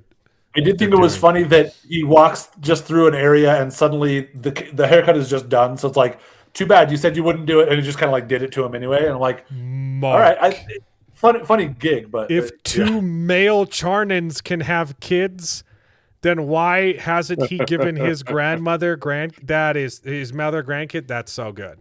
I will say you did skip past my attempt at making a dig at Jared earlier in the stream at the very, very beginning, because they were saying like, oh, Jared's going to have his bad takes or whatever. And I was like, well, if he would actually show up, maybe he's off giving his mother grandchildren. Sorry. That was a good one good. too. Yeah, This is better. I just felt good that I was able to participate in digging on Jared because it does feel good when you can beat Mark Clark to the punch. So right. That also, like, okay, this is just the level of like, I get it. This is supposed to be the joke, and fine. If you think it's funny, whatever. None of us will. But the one other like random side character that walks up and is like, I think I swallowed my communicator. And she's fat. It's this overweight chick who walks in and says, I accidentally swallowed my comm badge. They're this big. That's pretty dumb. It's such a dumb. I will say though, I kind of like the doctor. The doctor was fun. I like him too. Because he's the grumpy guy being like, oh, these kids are idiots. He's calling out all the crap. He's like, these people are morons. These people are morons. I agree. The doctor's actually kind of entertaining. I will say though, he's also a good actor, so it helps. He's the only good actor on the show. On the other side, kind of on that same vein though, is you have the other character that's the first Academy student that's a hologram, and there's at least one spot where she has like personal notes on a data pad. She is a computer. It's one thing, dude. There's a scene where she's carrying. There's a scene where she's carrying books, and someone knocks into her shoulder, and she drops them like a high school cliche. She's which a you had hologram. You did have the doctor doing a thing that made him more physical, and they also had him do a thing where someone tried to grab him, and it went through his arm. Yeah. But he's able to interact physically with the world, but he's also able to not by default. I can buy that she just has hers on by default and wasn't paying attention. It's still really dumb because they programmed her to be 17. Why? That's just such a dumb, weird thing to be like, we want to have a hologram that goes like they've also for some reason programmed her to be functionally retarded, which is a weird choice. They're trying to do a like data where we've got this artificial being that's trying to learn how to be a real human, but they're doing it so poorly. Poorly. I'm saying that's what they're trying to do. I guarantee that's what they're thinking they're doing, but they are doing it very poorly. Oh, yeah. You can tell Paul Giamatti is just in it for the paycheck, and I honestly I appreciate it. Like I'm like, yeah, I'd do it too. I think it'd be fun to act in one of these garbage shows, not give a crap, phone it in, and get paid for it. I would do it. Okay. Yep. Paul Giamatti was fun to see there, and his character makes no sense whatsoever, though. His character has the same problem as the captain because they're supposed to be like the opposites of each other, but neither of them made sense to begin with. But he's good enough to take in a single mother and orphan and wants to feed them, and also laughs when she gets sent to prison. You're like, yeah, well, that doesn't make it like. Are you good? Are you bad? Are you what? Like he doesn't. You can be corrupted. You can be like. It doesn't have to be. Haha! I am evil. Or, I'm really just trying to do what's good. They can't decide. But he's neither. He's comically evil, but also supposed to be like good-hearted. But you're like, what? It doesn't make any sense. I wish that they would play up the fact that maybe he's acting the good-heartedness, because that's probably what they're supposed to be. But except that they want their message to be that he's right. He murdered a guy to feed this girl and her child. Right. He was willing to do murder he's the hero. To take care of a child. Yeah. Yeah, but that's a noble reason to murder, bro. I know, Right? but then he, in the same sentence, he laughs maniacally when she gets sent to prison for his murder. Yeah. That doesn't make any sense. Also, he gets sent to prison. What's funny is he gets sent to prison and she gets a lighter sentence. She gets sent to a rehabilitation camp. But then later in the episode, it's revealed that they went to the same place and escaped Because they together. escaped together? Yeah. They literally were sent to different... She was given... she shouldn't have been. She was an accomplice. I'm fine with her saying that she was given a lighter sentence because she was an accomplice, but I'm fine with that. I can work with that. You're not still wrong. liable for murder. It's a felony. You're not wrong. You're not wrong. I do think that the circumstances that they set up, which might have been dumb, make it work for me that they could give her a slightly lighter sentence than the What maniacal didn't work for me is that idiot. the main character was regretting her decision, which was extremely correct. Yes, because again, her decision was correct. Because again, my argument is that I think it's fair that she got a lighter sentence. Our main character lady, Elastigirl, thinking that she did the wrong thing for giving her a lighter sentence, for giving her a sentence that would put her in rehab where she got a chance to see her son. And the it wasn't. reason it didn't work is because the son ran away. She separated the child from her parent. So but here's the thing: the only other option is to also send the child to prison. Right. Yeah. Or to have let someone get away with murder. Those are your two choices. To have no consequences for bad decisions.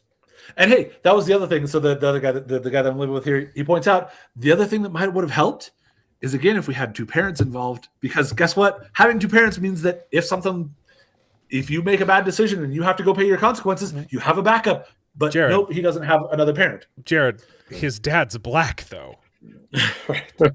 So of course he's not in the picture. Again, to your idea that they're just the show is incredibly racist. Yeah. Yep.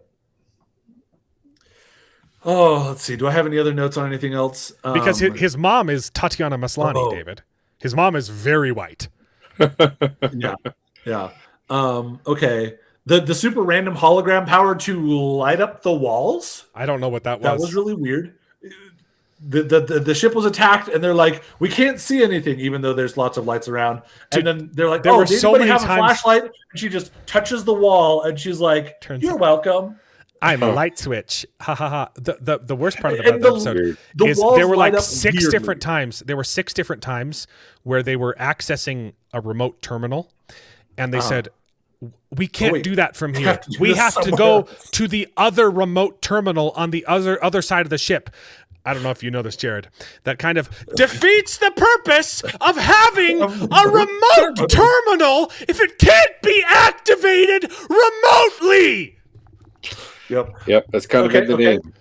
One thing that I will give them is that at one point the angry lady that shouldn't exist, she uses her code to activate something or to authorize something, and then it doesn't work. One of the other characters. No. It works. The voice doesn't voice match. Activated. Which defeats the purpose of having a code. Wait. No. That's the thing. This is one thing they did right. That's what I'm saying. Because the person that's supposed to use it uses it and it works. And then one of the other characters later on tries to use that same code and it doesn't work because it's not her voice. One thing they actually did correct. So good on them. But shouldn't you have the ability, if you're a captain and there's an emergency situation, to give someone permission to use your code?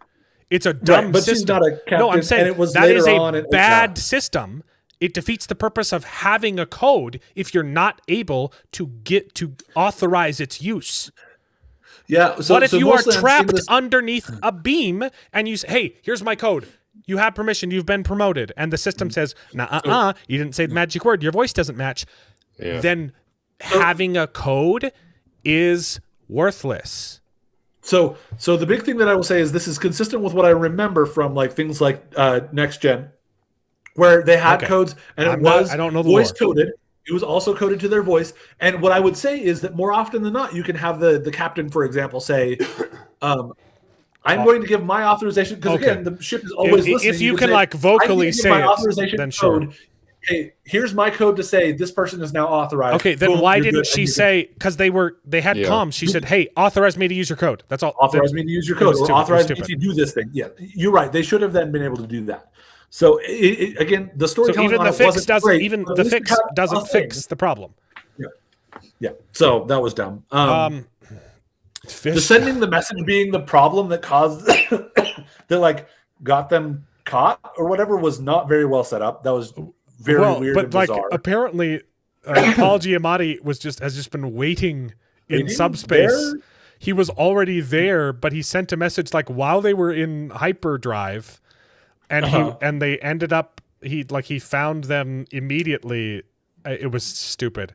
And also apparently Paul Giamatti's ship needs grappling hooks or something. they They instantaneously disabled the ship. It could do nothing with their programmable matter, and then shot it with grappling hooks, but then didn't board it.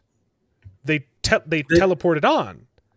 What was the point of the grappling hooks? And also, when the ship breaks free, they forget about the grappling hooks. It's never brought up. Yeah. So why did you bring it up? There's a couple was of really so dumb weird. ship things too. Okay, so this is something that I thought was really weird too.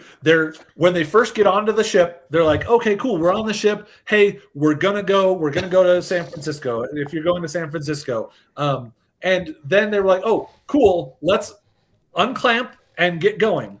And there's that central little thing, and I was trying to figure out if the whole thing was the dock or if it was all the ship, and then all these things retract into the main little center portion, and then the whole thing goes.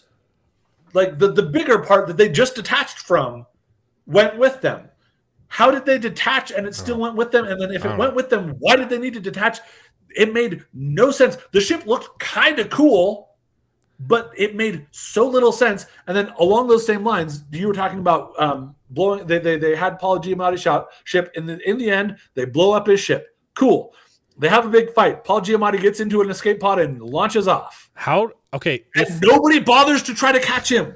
What are you, Also, if they've already established that there are authorization codes that are required to do things on the ship, and Paul Giamatti can just take it. I'm okay with why that was one. he allowed to do it? Escape pods should be free for anybody. Sure. Okay. Yeah.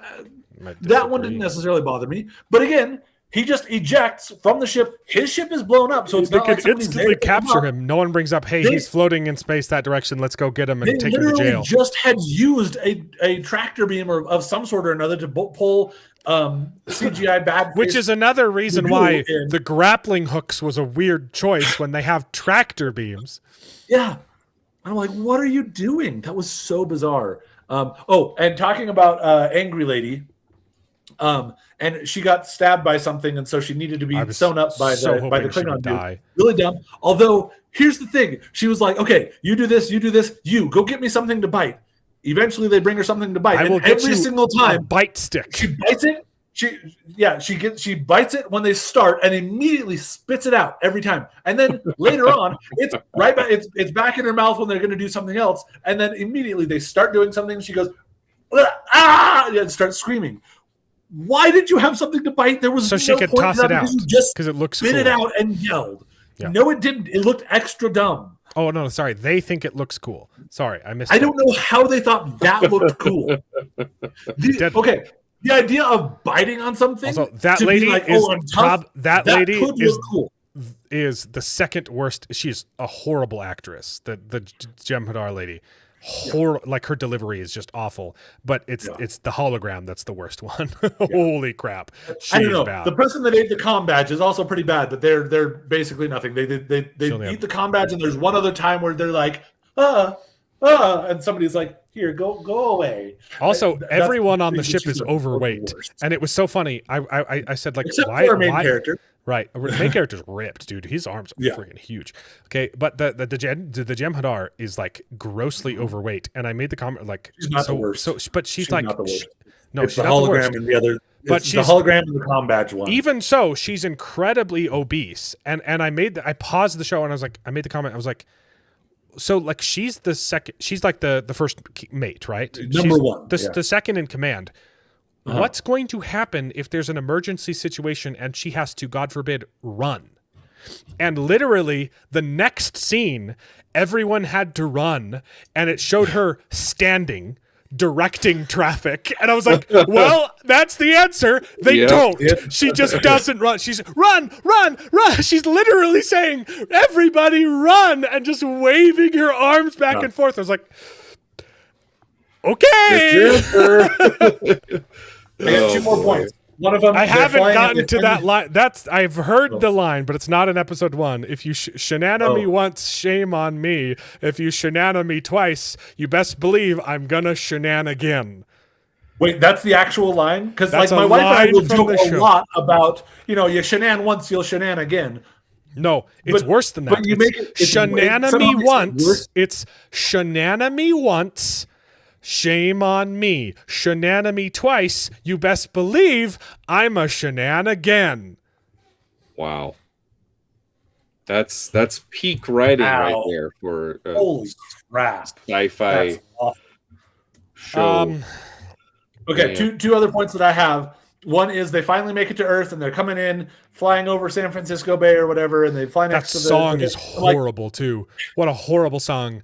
I would like it's the same lyric like 10 times. If you go to San Francisco, make sure you put flowers in your hair. Tell everyone that you're a gay boy, cause it's San Francisco. I like the song. I like the song in general. I couldn't stand that song. Of it wasn't great, but I actually like the song. I don't like it. But okay, so this was just a funny bit that I put in there. Is like the whales probably really don't like the ship coming in so low that it disturbs the water. So we're just saying screw you to Star Trek 4, which is by far the best Star Trek movie ever. And then so towards the very end, you have Captain Elastigirl saying what she would do differently if her son that was. Again, she's somebody that lives hundreds and hundreds of years, and so her son had also lived for hundreds and hundreds of years, and he died in the line of duty. Yeah, he died during the burn, right? So somehow she kind of seems to feel a little guilty about that, and she's like, "I would do things differently." And she says something along the lines of, "I would listen more. I would not advise as much. I wouldn't judge or be manipulative." And I'm like, "No, listening is good, but so is advising. Advising is good." Judging may not usually be great. Your job as a parent to advise. Because kids are stupid. Yeah. I would say I put this down. Judging usually isn't great, and neither is manipulative. They have to learn from your advisement how to not be stupid. Yes. So this is what I wrote down. Affirming. It's about advising and correcting. Yes. Because here's the thing. She was like, "Oh, I would listen more. I wouldn't advise as much. I wouldn't judge, and I wouldn't maneuver." And I was like, "Okay, listening is good. Advising is good. Judging is also maybe not great always, but neither is manipulative maneuvering. But there is place for some of that in guiding and teaching. Besides, what happened to your kid that you had nothing to do with that? Like, why are you blaming yourself? And how did any of what you did that might have been manipulative lead to him dying?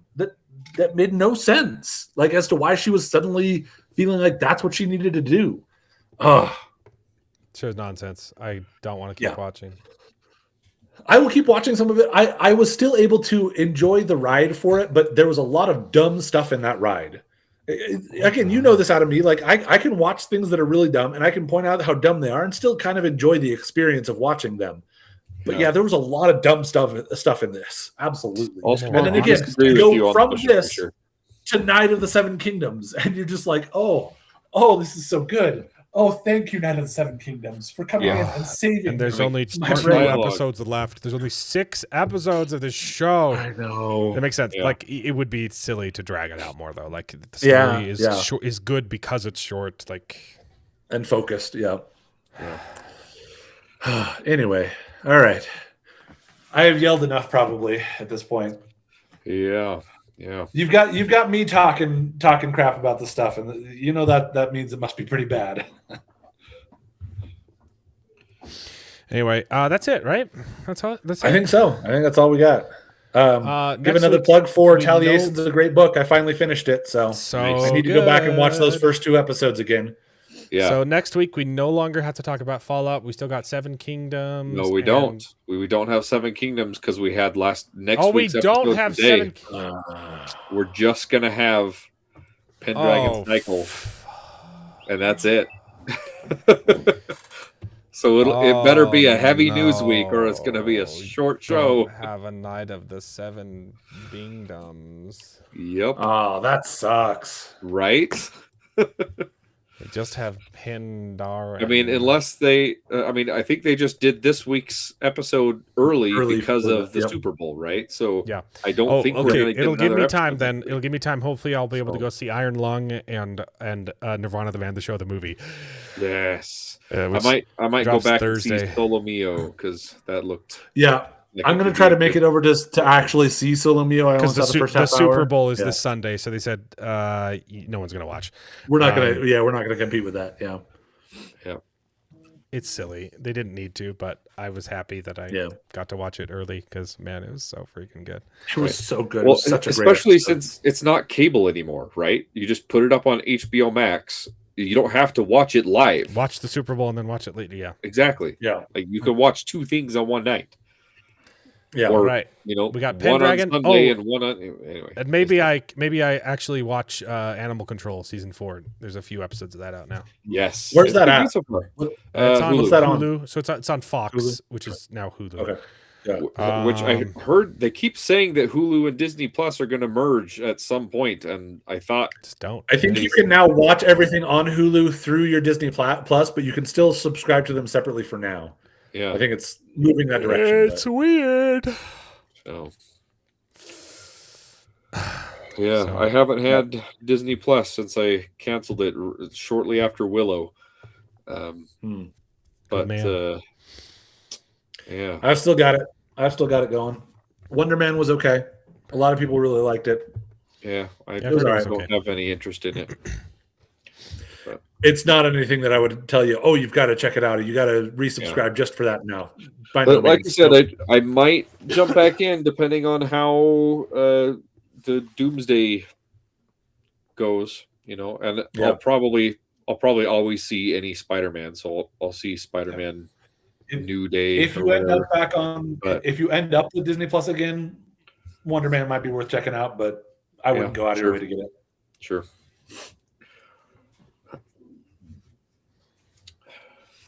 But anywho. So, next week, more Pendragon. And Kingdoms. Talk about. Plug for David's channel about he finally got another video unboxing Heroes 3. I've been pretty consistent. Every 2 weeks, I do a long form video, and every week a short. So, and you get a full. You don't get that Martina girl going on here. You get somebody else popping into the video with him. Yeah, so I got my son and I unboxing this. Probably Here's my magic tree behind me. It's probably something stupid though. It's really funny. I think we filmed it really late at night, and so my son was very tired. He hardly said a word the entire time. And that tracks. Oh, it's your son. Sorry, I thought it was bearded. No. I thought he was trying to. I didn't want to call your son stupid. Sorry. I thought Bearded was hinted at. Sometimes Bearded just comes to Utah and that's true. He just shows up for a weekend and he doesn't tell me because he just wants to hang out with David. Yep. Yeah, I just show up in David's corner over there in the background, be like, "What the heck? What are you doing?" I didn't mean to call your son stupid. It's on record. I'm going to play this back for him. I mean, he is, but I didn't mean to call him. That's right. Your Uncle Alan hates you. Out, though, I never would have said it. Tonight there was a church dance, and he's old enough to go to those. Oh, it's his first church dance. Yeah, so he went to a church dance tonight, and kind of freaking out, man. It's crazy. He's dancing with girls. All right. Anyway, goes well for him. Thanks for tuning in. It's been a blast, and I hate you for making me watch Star Trek Academy. I will try and get that video out, and I will have to figure out a faster way to make reviews. If I did it this way because I thought it would be faster. I just I have it so I can like live react to it and then just cut out the bits. But it was so stupid, and then the episode's an hour and 20 minutes long. So even if I didn't stop at all, I'd have to sift through 2 hours of footage, you know? It took 4. It's so I think the best way is for me to watch it, see something stupid, pause it, rewind it. That's more work too. Oh man, it's just I will say though, y'all got some bearded. Lose. You got some bearded rants out of that though. So We did. you know, if that's what you want, you got it. You know. Yeah, that was good. It's not often that we see you dunking on content. So Yep. I think I Rings was- of Power season 1 and some of Willow a little bit. Even though again I didn't hate it as much as a lot of you guys did, there was a lot of things that I would rant about on those ones. I was gonna make another video this week too because I want to do minimum 2 videos a week, and I haven't been able to do that because I spent so long on this one because I want to get one Ultimate Nostalgia out and one book review out every week because I have a whole bunch of books that I've read and just never made a video for. I need to get I need to get videos out on the Ender's Shadow series because those the Enderverse videos are actually doing really well on YouTube. Yeah. And just can't do it. So we need to prioritize. I hate you all. See you next week. Yep. Gosh, it was so awful. It was so terrible. Better things to do with my life. Yeah. Yeah. Okay. Oh, now I have to remake the intro because we got another channel member. So thanks for that, Yeah. Salty. Love you. Oh, he's Outro, not here. yeah. He's on Steve. So no, thank you. Bye. I take it back. And now it is time to say goodbye. We had a great conversation. It's been fun.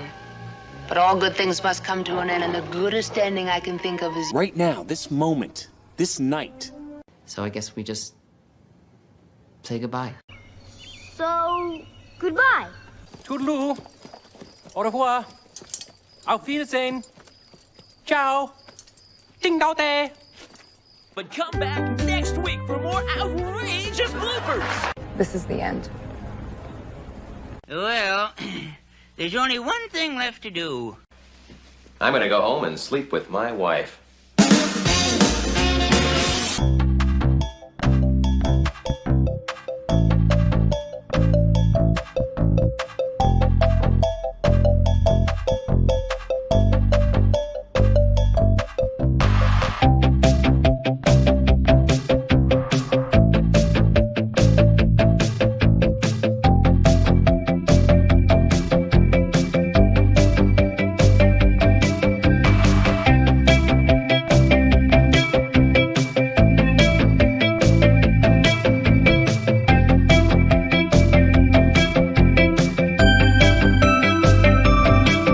Well, I hope you enjoyed the video. If it's true, please take a minute to subscribe to the channel, and you can join us along for the ride. And if you pay me, I'll try to be more entertaining. So please consider joining Patreon and getting your name in the credits with pride.